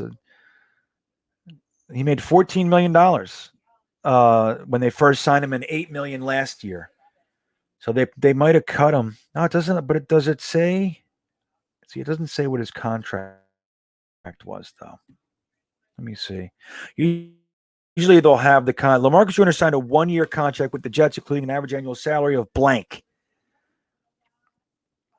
All right, so in 2019, the Raiders signed a 4-year contract with him. That's what it was. So this is a salary cap move for sure. Doesn't say what his dead cap is. But you see Spot Track, man, isn't it awesome? Look at all this information. Then you can just go and you want to look at, let's see what he's been doing out there all this time. So he played 669 snaps, 61% of the defensive plays. He had 66 tackles, 53 solo tackles with 13 assisted tackles, no forced fumbles, and no picks. So he's a tackler. Played 61% of the plays, 61.6. Pretty good, right? All right. Neat. There you go. Good stuff, guys. Yeah, see, this is why I hang out with you guys, man. Okay. Let me get that off. I see a couple. Yeah, I liked Hendrickson too, man. But you know what? The thing is we were even talking about this on Ryan's channel the other night. I think it was Monday night. I like Hendrickson as an edge rusher, but I wanted Carl Lawson. And we heard nothing about the Jets and Carl Lawson. As a matter of fact, we were hearing Jets and Hendrickson. And then out of nowhere, he signed Carl Lawson, which was like the best news. The best news. So I would have liked him too. Fuck it. Sign 2 edge rushers. Why not? Right? But out of the 2, Carl Lawson is the better player, the guy you want, man. For sure. For sure. In my opinion, anyway. Let's see. We got a couple super chats. Huge upgrade for third safety, says Cadoza. You guys are great. Let's see here. Thank you, Jordan Levy, with the super chat. Gotta love Douglas and his method. He's getting quality players and culture changers. Culture change is bigger than fancy names, in my opinion. I could not agree more, Jordan Ivey. I'm telling you, man, like I said, like we've been around a long time, us Jets fans. Most of us have been here for years and years and years. And we have seen the big names. As a matter of fact, the first free agency year ever.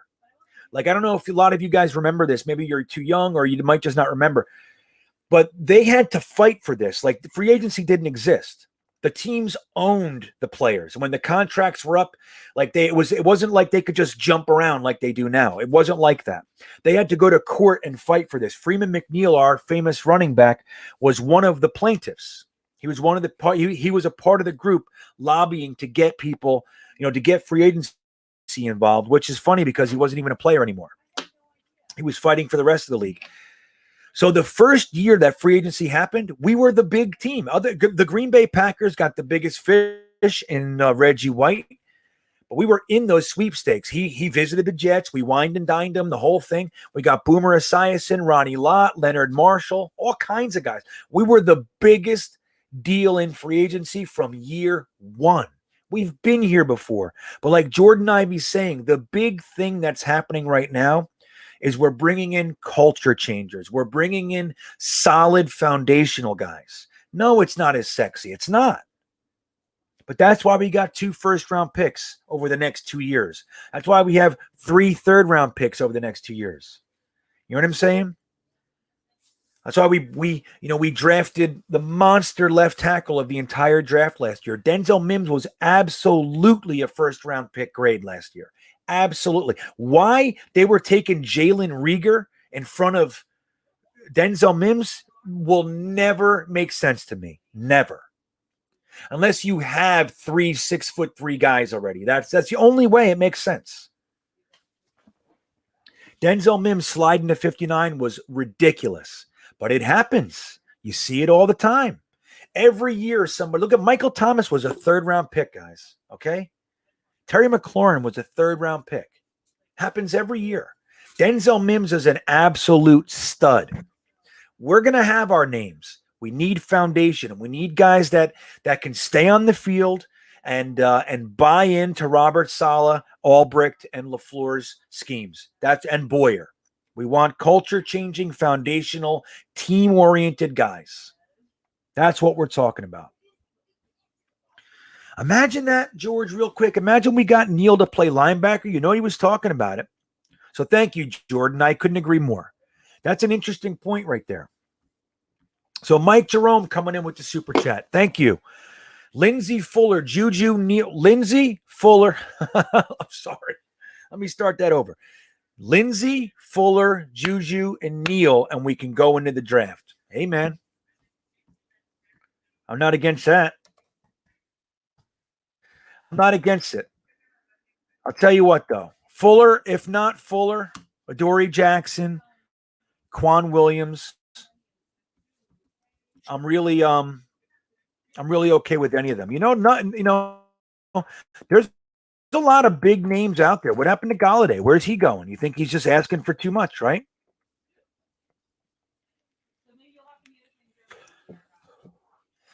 Now, is Marlon Mack still out there?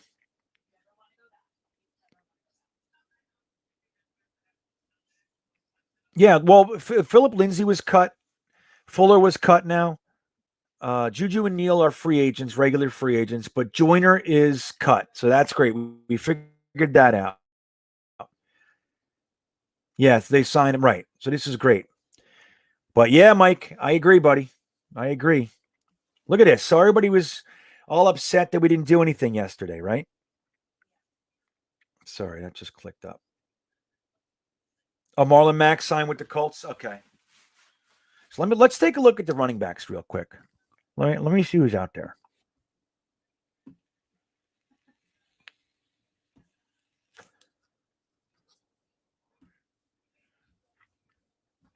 Wait, that's not the one.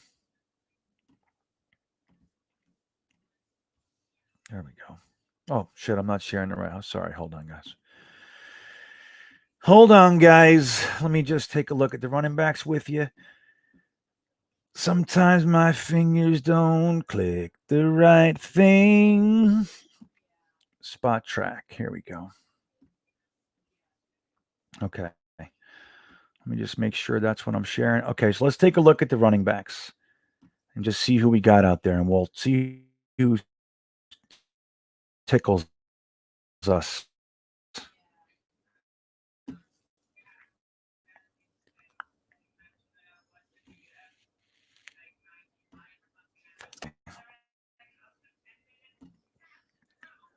You think we're going to sign a quarterback, or you think we're going to go in with the young guys?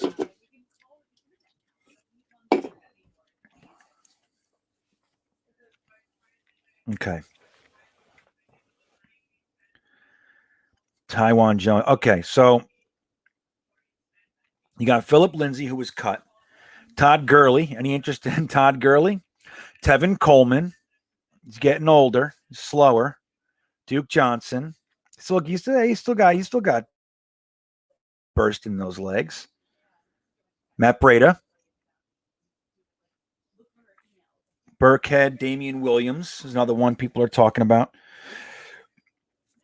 Fournette. I heard some Fournette to the Patriot talk. What do you think of that? He probably wants way too much money, though. Frank Gore's out there. See, I'm hoping Frank Gore doesn't retire and he signs for anything, because then he would count to the comp pick formula, the comp pick equation. So look at the list. Anybody, you guys, what do you think? Philip Lindsay, right? Tevin Coleman, Duke Johnson, maybe. If you want to bring in a veteran presence, Damian Williams. You got the old bucks over here, 30s. Look at these guys. Adrian Peterson, Dion Lewis, right? Alfred Morris, remember him? He's 33 already. Jesus. Bell's out there, 29 years old. He's toast. Kalen Ballage. That would be an interesting signing, wouldn't it? You know, Joe Douglas traded for him last year for Adam Gase. Then we cut him. We ended up getting him as a free agent. And then he goes over to the Niners and had a good end of the year. James Conner from Pizza. He's still a free agent, huh? Wow. So what do you guys think? Let's see. Philip Lee got a lot of Tevin Coleman. Big Green likes Coleman. Yeah, Bradis, what? We said he was 26, right? Let me see. Yep, 26 years old. Can you guys read it if it's that small? Is that better? Is that better from all my old heads? Let's see. That's the thing. I don't see Joe Douglas paying a running back money. I just don't see it. You know, you got to pay him a little bit, but it's like, I just don't see it.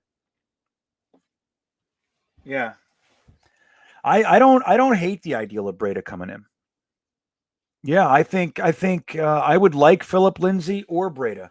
But again, it's got to be one of the guys. They got to be coming in for the right price. And I think this is probably the last year or two that Joe Douglas is even looking in free agency for backs.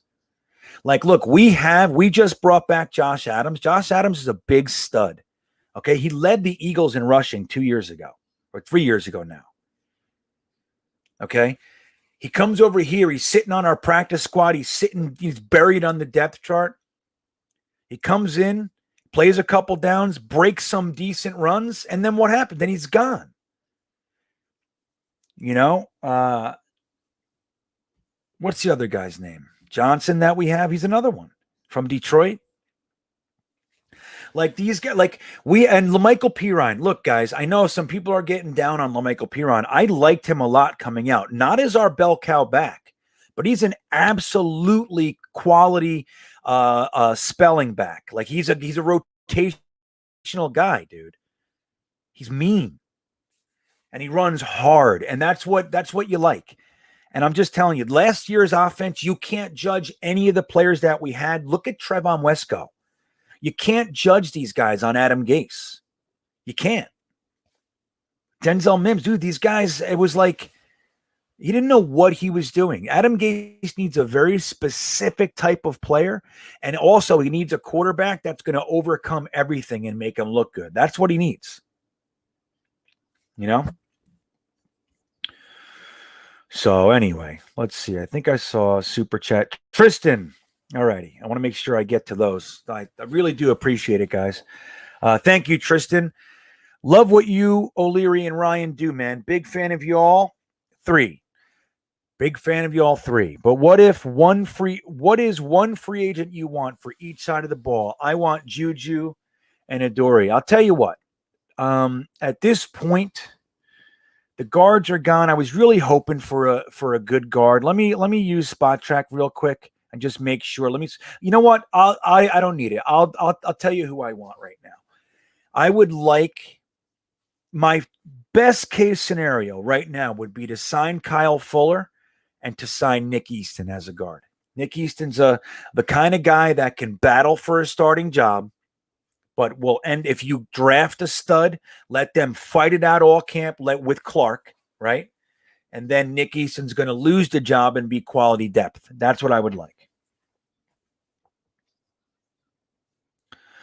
How do I spell Spot Track? It's SPOTRAC. SPOTRAC. So that's a good one. So you're in to Juju and Adoree Jackson. I'll tell you what, though, if that was what happened, I'd be happy with it. Absolutely.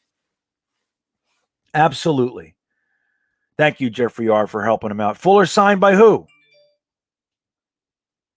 What is this?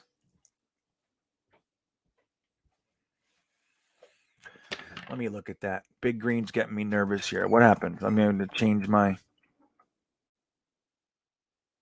He's a free agent. It says he's a free agent, Big Green. That's all I know. The whole RV. Why are you guys shaking the RV? What's going on? I'm dancing. Oh. Dancing. Dancing. There's dancing going on here. All right. All right. Whoops. Okay. Yeah, I agree.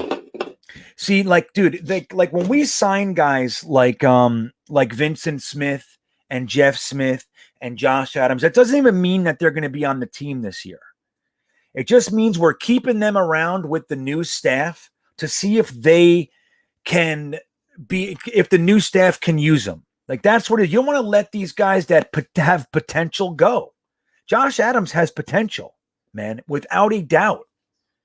Vincent Smith has potential. I was really hoping to see what he had last year.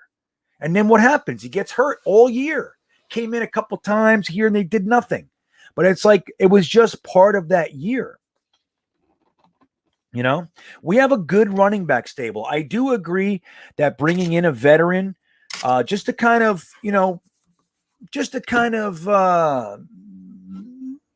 balance it out. That's the word I'm looking for. You want to balance it out with a nice vet, somebody who knows the ropes and all that, and then use these guys. I think Johnson should be the odds-on favorite to win the starting role, Where was he signed, though, guys? You got to tell me.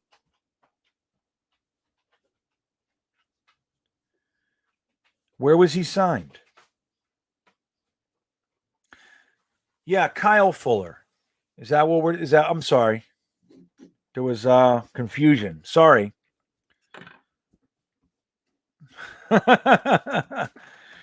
All these guys. It's like, did you see Manish Mehta came out with a post the other day? He, out of nowhere, he makes this tweet that the Jets signed wide receiver Jared Davis. Did you see that? Such a tool. Right. I got it. Thank you, Cadoza. I got it. Absolutely. Yeah, Kyle Fuller was just cut by the Bears. Sorry, guys. I got to clean something. So he'd be a great. So, yeah, man, getting back to that super chat, that would be my best case. Let's go Nick Easton as a guard. I would feel really good if we brought Nick Easton in and then Kyle Fuller or Adoree Jackson or Kwan Williams. I would love to see a cornerback brought in, but Kwan Williams makes me a little bit nervous because I think the big defensive back thing is going to be coming around the corner here. It's going to be important.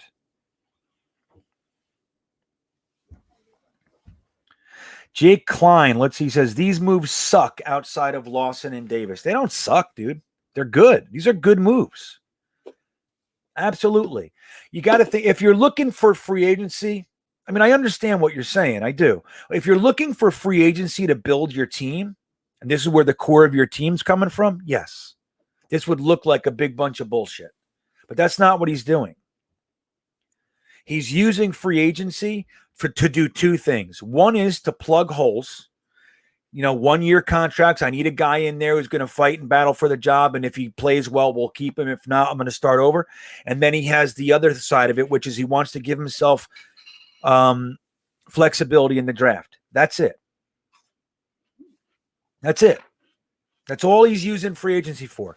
Now, the guys that got the longer-term contracts, Corey Davis and Lawson, right. Those guys got 3-4-year contracts because he's looking at them as foundational pieces. But you don't want to build your foundation through free agency. You don't want to do that, man. We've done it 100 times. So I understand why people are frustrated, because here's the thing that we have to remember.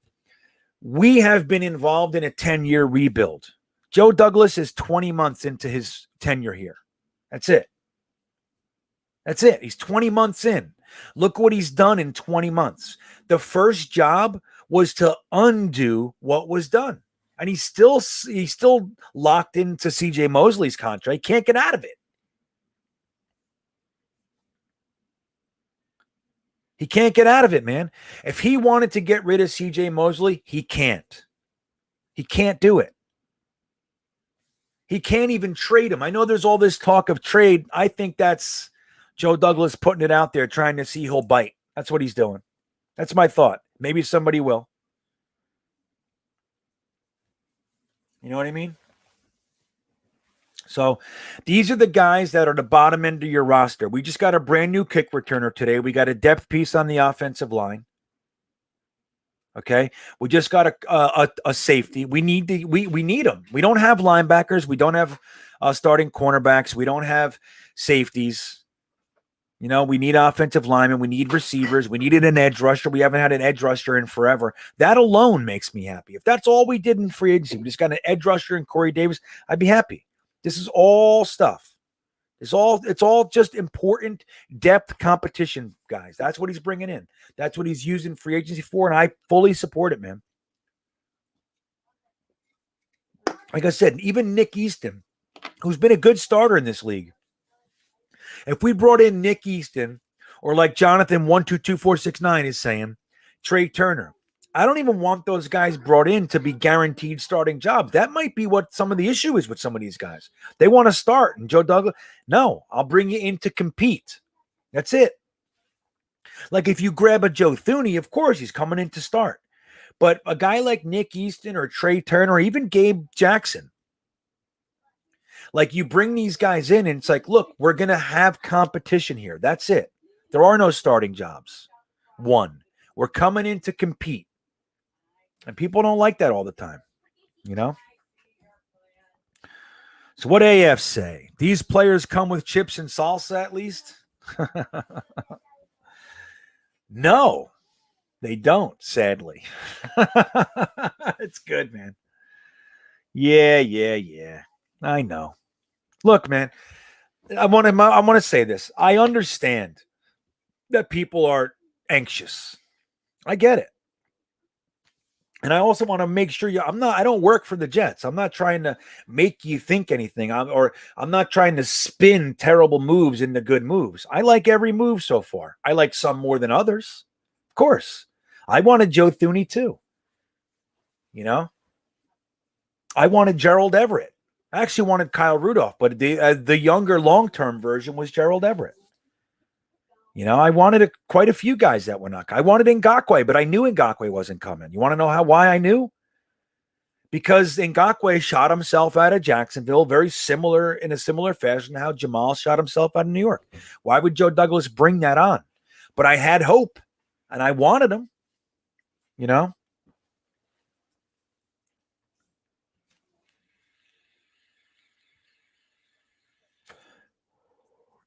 Yeah.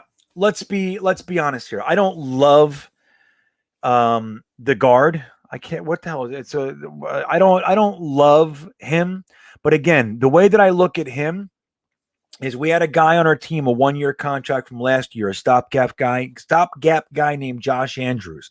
He got on the field. He didn't look good. So Douglas booted him and he got Dan Feeney. Take another swing at it till he can draft a guy. You know what I mean? Like, that's what he's doing. He's drafting his players. Last year's draft was good, guys.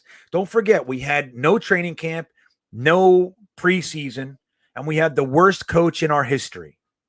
Like, that's what we just dealt with. You got to give it. We got to take a breath. These moves are solid, if not unspectacular. Okay. Mike Jerome, thank you for the super chat, brother. I really do appreciate it. Dory hasn't lived up to his potential with Kyle. You have a shutdown guy we haven't had since Rivas. Scary and Salas D, especially with one more good edge. That's why I would prefer him. Kyle Fuller's good, dude. And like, this is the thing that we knew that teams were going to have to do. They were going to have to cut quality guys. We knew this. My hope was, and I've said it numerous times, my hope was that the larger portion of our signings were going to come from the cut pile rather than the straight up free agent pile, because I want to start leaning into that potential to get comp picks. Now, again, if you have a player that's so much better than the guy who was cut, you want to grab him, right? You don't want to not get a good player because you're going to get a 6th or 5th round pick next year. But you want to start being able to get into a situation where you can think that way, where you can think like, I don't need that guy. I'm going to draft that guy. I'll sign the cut guy. There was a player that was cut. LaMarcus Joyner was cut. I was looking at Keanu Neal. I'll just bring LaMarcus Joyner in here. He'll play for a year, and I'll draft guys, and then he doesn't go towards the comp pick equation, and I'm starting to lean that way. Make sense? So, Dory Jackson, I think, he might not have lived up to his potential, but he's a damn good player. And this is the thing when you start believing in your coaching staff. Now, this is where I get a little nervous. I'm going to stop the share screen. Sorry, I left that up too long. Where I start getting nervous is when we start having faith in Saleh and LaFleur and Ulbrich. Ulbrich, they can have a little faith in. Okay. LaFleur, and Saleh, we don't know. They're complete question marks. What we do know about Saleh is that he's a leader of men. And he's able to get things out of players that normal people don't get. Like, for example, last year when all of his starters went down, not all, but most of his starters went down, he still had the 5th ranked defense in the league. Okay. So you heard Juszczyk, what he said in that interview. He said, Robert Saleh makes you want to smash your head through a table or light yourself on fire before a game. That's how pumped up he gets you. He's the best. So, but as far as being a head coach, we don't know what the hell this guy is. So that's where I'm nervous. Joe Douglas, to me, is doing everything the way I would like it to be done. Not perfectly, not the kicker situation. I'm telling you, I hate it. I didn't love the James Morgan pick. But what I did like about the James Morgan pick was that those picks didn't exist. Joe Douglas created those picks during the draft. You know what I mean? So, like, he made the moves to give himself flexibility to do things that he didn't need to do. He wanted a quarterback. He wanted him. Thought he was the best player on the board. I don't agree with it. I would have taken Tyler Biadasz there. That was my guy. I also liked Gabriel Davis. I liked Gandy Golden. I liked Donovan Peoples-Jones. Shit, man. I would have taken Bryce Hall there. When Bryce in the 4th round, when we had 3 4th round picks and we didn't take Bryce Hall, I was defeated because I loved Bryce Hall coming out. I couldn't believe that we would pass on Bryce Hall. And then we got him in the 5th and I couldn't even handle it. I couldn't fucking handle it, man. I'm like, this guy's brilliant. Same thing with Mims. When Mims was on the board at 48 and he traded, I thought to myself, same old shit. Here we go. This guy's terrible. Believe me, I had the same feelings any of you had. And then when he got Mims, what I started to understand and consider was that Joe Douglas not only is paying attention to his own board, he's paying attention and he understands the tendencies and the likelihoods of other teams. He's weighing out the calculated risks. Now, that's not always going to work in your favor, but calculated risks, you got to do them in order to succeed. In order to be great, you have to take calculated risks. Have to do it. What that Mims trade was a calculated risk. He had Denzel Mims, Claypool, and Van Jefferson in the same category. He said there's 3 guys I would take with that pick right there, with Denzel Mims being the number 1. And if I trade back, I can get these other 4ths, other 3rds, whatever they were. I think they were 3rds with Seattle. I can get the 2 3rds, give myself some breathing room, and I can still get one of these guys. And he did. So that's brilliant, man. That's the kind of guy you want. Fucking Mike McCagnon would never do that. Izzick would never do that. He had 12 picks. He couldn't trade one of them. So, but I agree with you, Mike. I think Fuller would be scary. And scary and Hall, guys, just let me tell you, you're going to love Bryce Hall. You're going to love him. 6'3", all the athleticism, the effort, the mentality on that kid. Everything wrong that happens for him, the way he expresses it is, I needed this. I needed it to happen. This is good. And he works through it. He's the exact guy you want on your team. And he's got all the talent that you'd ever want. I know, GSD, we need a kicker.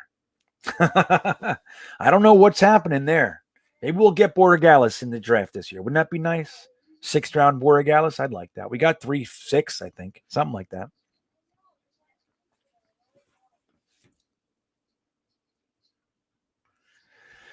All right, let's go. Sam, what is Jake? What are you laughing at me? He's laughing. I fucking love Kyle Rudolph. If you don't like Kyle Rudolph, you haven't been watching, bro. He's older. I wouldn't have gave him. Yeah, I don't know. It's right in the pocket. I would have gave Kyle Rudolph's been one of the better tight ends in the league over the past decade, dude. So if you don't like Kyle Rudolph, I don't know what you're talking about.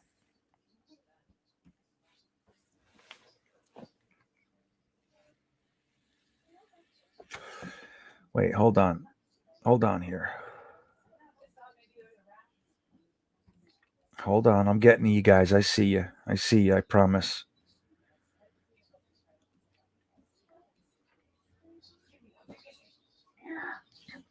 Let me just make sure. I don't want to skip anybody. And I see there's so many awesome questions, man.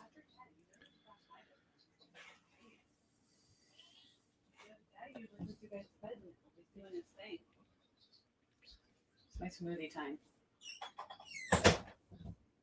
Hold on. All right, Mumtaz coming in with the super chat. Thank you, sir. I know JD's doing it right, but we could have had Shaq Griffin, Zeitler, Fuller, one of the top tight ends, and still have money left over. Money burning a hole. Right. Well, look, I agree. I would have liked Zeitler. Who knows what will happen with Fuller? And the tight ends, I'm a firm believer that we're drafting one. This happens to be a very deep tight end class. So when you look at the tight ends, you weigh it out. And don't forget, guys, that we're ignoring something that's probably very real. The Jets are looked at as a shithole, a place to go to die. If they're going to overpay you, that's why you go there. We gave C.J. Mosley $5 million per year more than his going rate, his market value, which was already $12 million. $5 million a year more. That's like 33% more.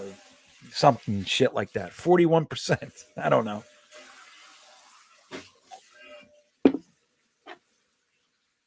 So, you got to remember that it's not as easy as just going out and getting these players.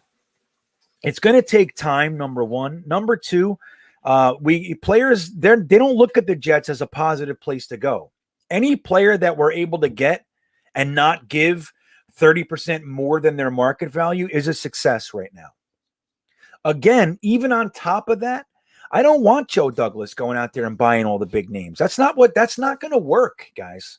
Now, this particular super chat here is good. I think those guys are good. Shaq Griffin, Fuller, one of the top tight ends. Who was the top tight end? Hunter Henry? It's like there were two of them. The other guys are good. Gerald Everett has a lot of potential. He's good, very athletic. There's a lot of potential there. But if you can get one with a 3rd round pick, like let's say Brevin Jordan is downright better than every tight end who was on the avail. Maybe Jonnu Smith. Okay, that's serious. That's real straight talk. The tight ends coming out, Kenny Yeboah, Hunter Long, Pat Fryermuth, Kyle Pitts. These are legitimate tight ends, man. This is a good batch. So if they're looking at that, they know they have the ammo to get one or two of these guys. And they already have Wesco and Herndon on the team. And they're looking like, hey, man, we're just going to do this. This is what we want to do. Then I get it. And then you can't forget, what if Gerald Everett said, I ain't going to no fucking Jets. Get out of here. That's very possible. But let's not judge the cake before it's out of the oven. Okay? I like the the Carl Lawson signing. Love it. I love the Corey Davis signing. I love it. I really like the Jared Davis signing. The guy had his first 2 years were very good. Matt Patricia comes in, the guy dies in Detroit. They had a top 5 pick the last 2 years, guys. They sucked. Okay? And we get a guy who's 26 years old. The last 2 years were like playing for Adam Gase. Same thing, but the defensive version.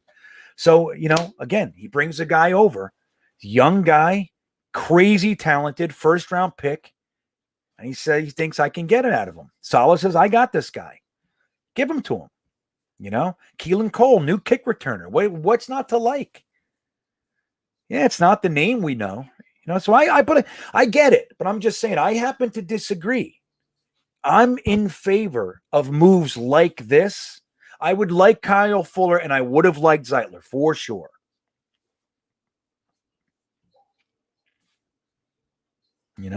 Doesn't always work. Yeah. Joyner, I'll be honest, I have no idea. I don't know what that guy is. I'm going to look at him, though. So, yeah, trust the plot, trust the process. Like, it's just like, look, guys were losing their minds 4 or 5 hours into free agency when Thuney was going and this was going and blah, blah, blah. They were losing their minds. And then we turned around and we got Corey Davis and Carl Lawson. Carl Lawson's he's literally the best shot at an edge rusher we've had in 10 years, 15 years, since Calvin Pace. Yeah, do we not realize that? It's the truth. All right, let's see what Jack saw. Thank you, Mumtaz, though. You're the shit. My wife wants to make a smoothie, so we're going to take a smoothie break. Go ahead, hurry up. Hurry up. She's got to blend the smoothie. Hold on. I wish I had music to play. This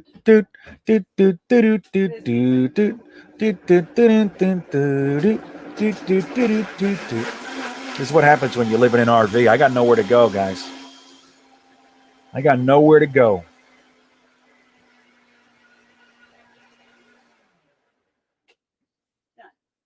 There you go.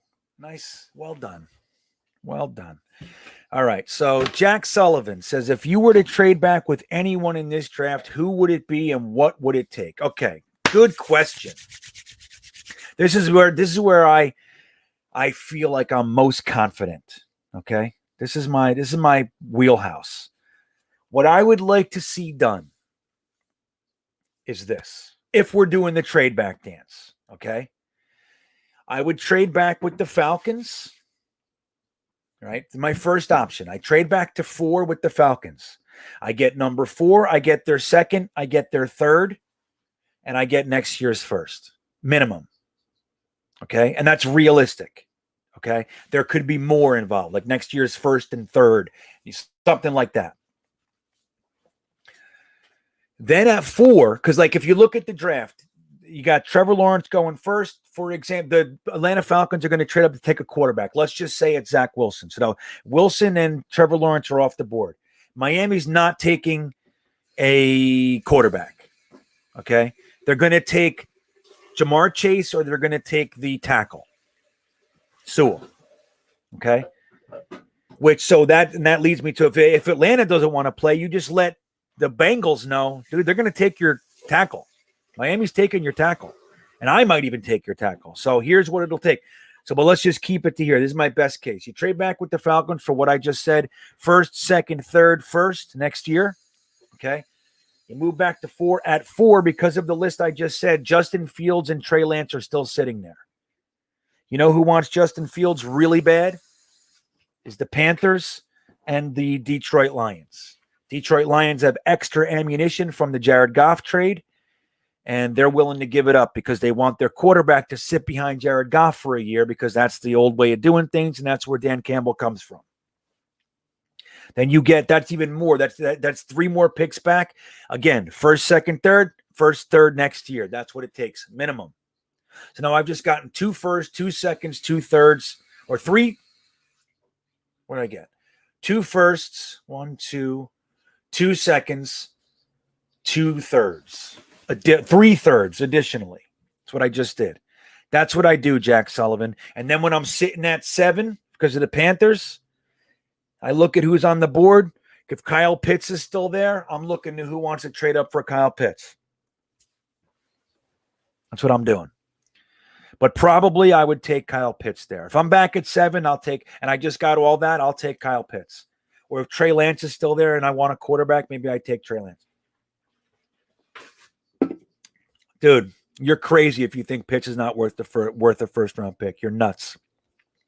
He had one of the best tight ends, if not the strongest tight end season in college football history. I don't know what you're talking about. So thank you, Jack. Good stuff. Joseph Signori. I'm concerned about the line. What do you see as the best case scenario after missing top guards? I think Nick Easton is the best case scenario of what's left. I would actually, and I liked Nick Easton before they were gone. So it's a guy that I've liked. I think Nick Easton coming in would be great. You use pick 23 on the best guard on the board, Vera Tucker, Wyatt Davis, whoever it is. And then when you get into the 5th, you take another one. Guys like Deontay Brown, all those guys are still going to be sitting there. Ben Cleveland, those types. They're going to still be there. And you grab another pipeline guy. I'd even like to see a tackle like Alaric Jackson from Iowa be brought in, something like that. Well, Matt, I mean, who's Abraham? You know what I mean? Come on. Lawson, it does. Look, we have to look at things in a realistic way. Number one, Abraham didn't have Quinnen Williams next to him, who's about to burst. Okay, the kid wants to pop. So you have Lawson next to Quinnen Williams, and then who we bringing in on the left side? We don't even know who our edge rusher is. In my opinion, we're going to use 34 on Patrick Jones or Jalen Phillips. One of those guys. That's who's coming. You know what I mean? Like, again, you can't judge the cake before it comes out of the oven. You look at this. It's soupy. It's bullshit. It's bubble. It's crap. You got to wait. You got to wait. I like the moves. I would have done a few things differently. I can't say that. I can't, I'm not going to lie to you guys. I'm not, like I said, I wanted Thuney. I would have liked Lindsley moved McGovern to guard. What if we grabbed the center from the Raiders? Did he sign yet? I don't think he did. I'm spacing on his name. The center, they just cut him. So Ryan Schwinger, thank you for the super chat, dude. Been reading sign Juju sign Juju at reasonable price, 1 year, $5 to $8 million, and trade Crowder for a mid-round pick, save 2. Here's the problem. Juju's not gonna. That would be a great idea, Ryan. If that's possible, beautiful. Here's the thing. Juju Smith-Schuster's not coming for $5-8 million. He's not signing a 1 year either. He's going to sign a 3 to 5 year contract, something like that, and he's probably going to want somewhere around 12 to 15 million. That's where he is.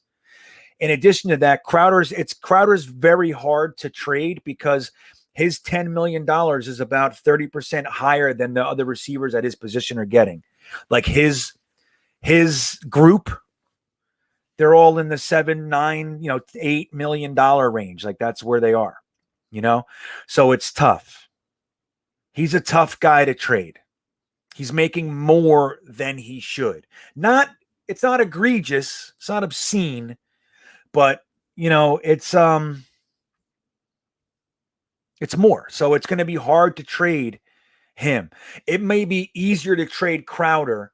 If you want to consider trading Crowder, it might be easier to trade him in a little while, like in a couple of months when they miss guys in the draft or maybe even training camp. Guys go down and they're desperate. That's when you can do that. Right now, I'd be very surprised if Crowder gets traded. But thank you, man. Yeah, look, if we sign Juju Smith-Schuster, half the board's going to think they're going to swing right back and go, Joe Douglas is the king. He's not a guy I think is coming. Like I said, I'd be surprised. I'm not against it. I think it's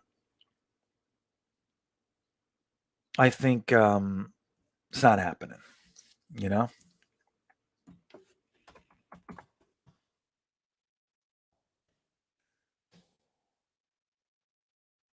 Wait a minute.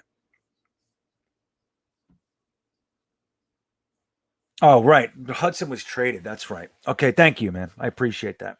Thanks, Jeff. That's what it was. All right. So look, guys, we're gonna wrap this up in a few minutes. If there's any more questions, get them. I'll try to answer them real quick. This was awesome sausage. The Thursday thick of it. We did a good job, man. We had a good time in here. This was good. I will say this. That's right. Thanks, E-Rock. I will say this. I can totally understand why people feel the way they do. Oops, sorry. I get it.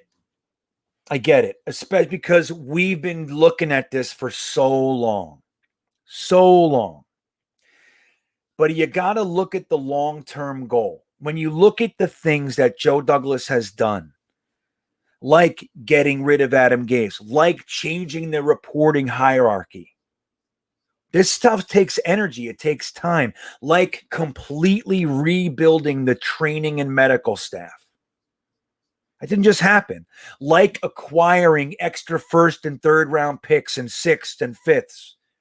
This is what he's been doing. He's clearly setting up to build through the draft. He brought in a couple starting type guys, and the rest are depth so far. That's what he's doing.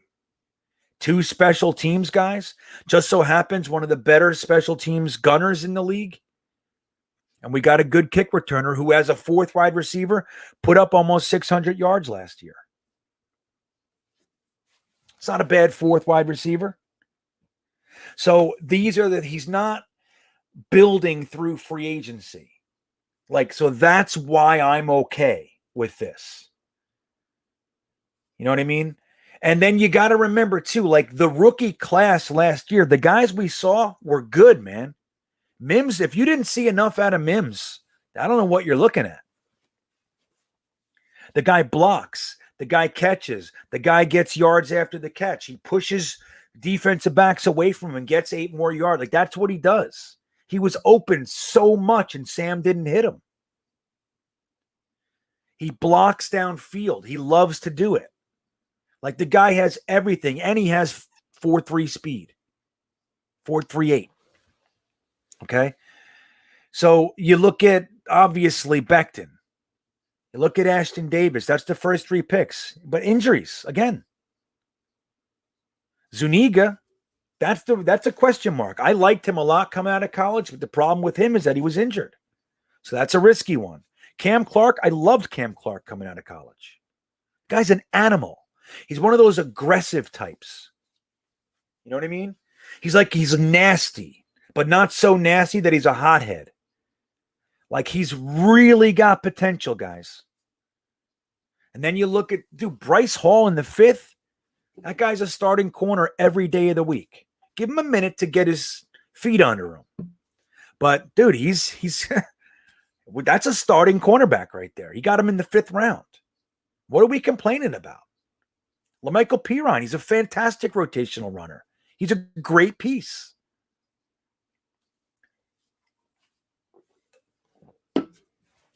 I didn't like trading the 6th round pick for Quincy Wilson. Hated it. I wanted Donovan Peoples-Jones there. I wanted Kenny Willekes there. I wanted a few guys there. I hated it. But he did what he did. Okay? I don't like every move, I'm telling you. So it's going to take time. We got to stick together. The one thing I'll say is most important for us, guys, and I'm looking right into the camera now. Don't fight with each other to the point where you're calling each other names and shit. Dude, we're all on the same page. If I don't agree with you on something, doesn't mean you're a piece of shit. Doesn't mean I'm a scumbag. Just means I don't see it like that. But try your best to give this a minute. This year's going to be fun. That's all we want. We want a fun year, competitive football, progress. That's what we want. If that happens, dude, it's good. Then next year, you know what I mean? We just got to build. You can't jump over the whole lake in one jump. You got to jump to the first rock. And at the first rock, you got to find the second rock. You can't try to jump to the 4th rock. You're going to fall in. You know? Let's go get some guys. Maybe he gets another starter. Maybe he grabs Nick Easton. Maybe he grabs Kyle Fuller or Quan Williams. Who knows? Maybe there's a trade in our future. Maybe there's Juju Smith-Schuster. Him and Galladay are still out there. I want to tell you, too, I always confuse him with Joey Galloway. Always. Every time. I don't know who I'm talking about. The wide receiver from the, remember him? Joey Galloway? Let's see. I will say this. New York Jets 24. I don't think so, buddy. I think that's a long shot. I'd be happy. But I don't think so. So, guys, look. Remember this. Our buddy Steve, BKLYN929, gave away a free Becton rookie card during the first Thursday thick of it. And I got reunited with a good friend of mine, man. An old buddy, Jets fan, Matthias, Matt 56 from the old Jetnation board. We haven't talked in years, and I got to see him again. So this has been a fantastic success. I'm so happy to be talking to you guys. Big Green Friar Muff. That's hilarious. I want to thank you guys for coming. Do me a favor, if you could, all 200 of you that are left, if you can go over to Full-Time Coaster Tour and hit that sub, Full-Time Coaster Tour on YouTube, I would be eternally grateful. It would change my trajectory of my week. Full-Time Coaster Tour. Head over there. Give me a sub. But, guys, thank you so much for coming. I love you guys. I really do. And we'll figure out what's going on tomorrow. If there's another something, we'll do something. We'll get together again, and we'll see what's happening. All right? But with that said, thanks again, guys. I love you guys, and have a great rest of the night.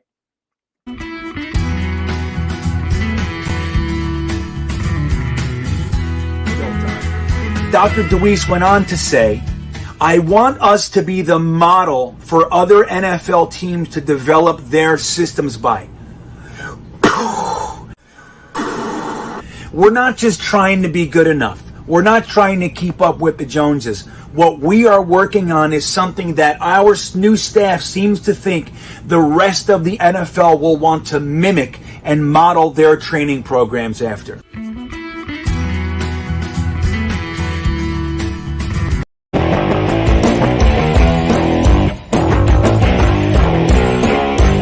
I love Jets fans. You name one other organization that deals with the shit that we deal with and is still this passionate. Sure, you got the little segments, the dog pound. But look at the Patriots fans. They just had 20 years of there are kids, there are 20, 21-year-old, 25-year-old people in this world that are Patriots fans who have never known losing. Never in their entire lifetime. They were born into this Belichick-Brady thing, and they have consistently won. They've won 6 Super Bowls. They've been to 9 or whatever it is. And then when they didn't get in there, they were the AFC Championship game or the semifinals or whatever. And what happens the year that Tom Brady leaves? Dude, you have droves of people leaving the Patriots. These are diehard Pats fans. This is what they have. Diehard Pats fans going to be Tampa Bay Buccaneers fans. Why? Because I'm a fucking fan of Tom Brady. Bullshit. What is that?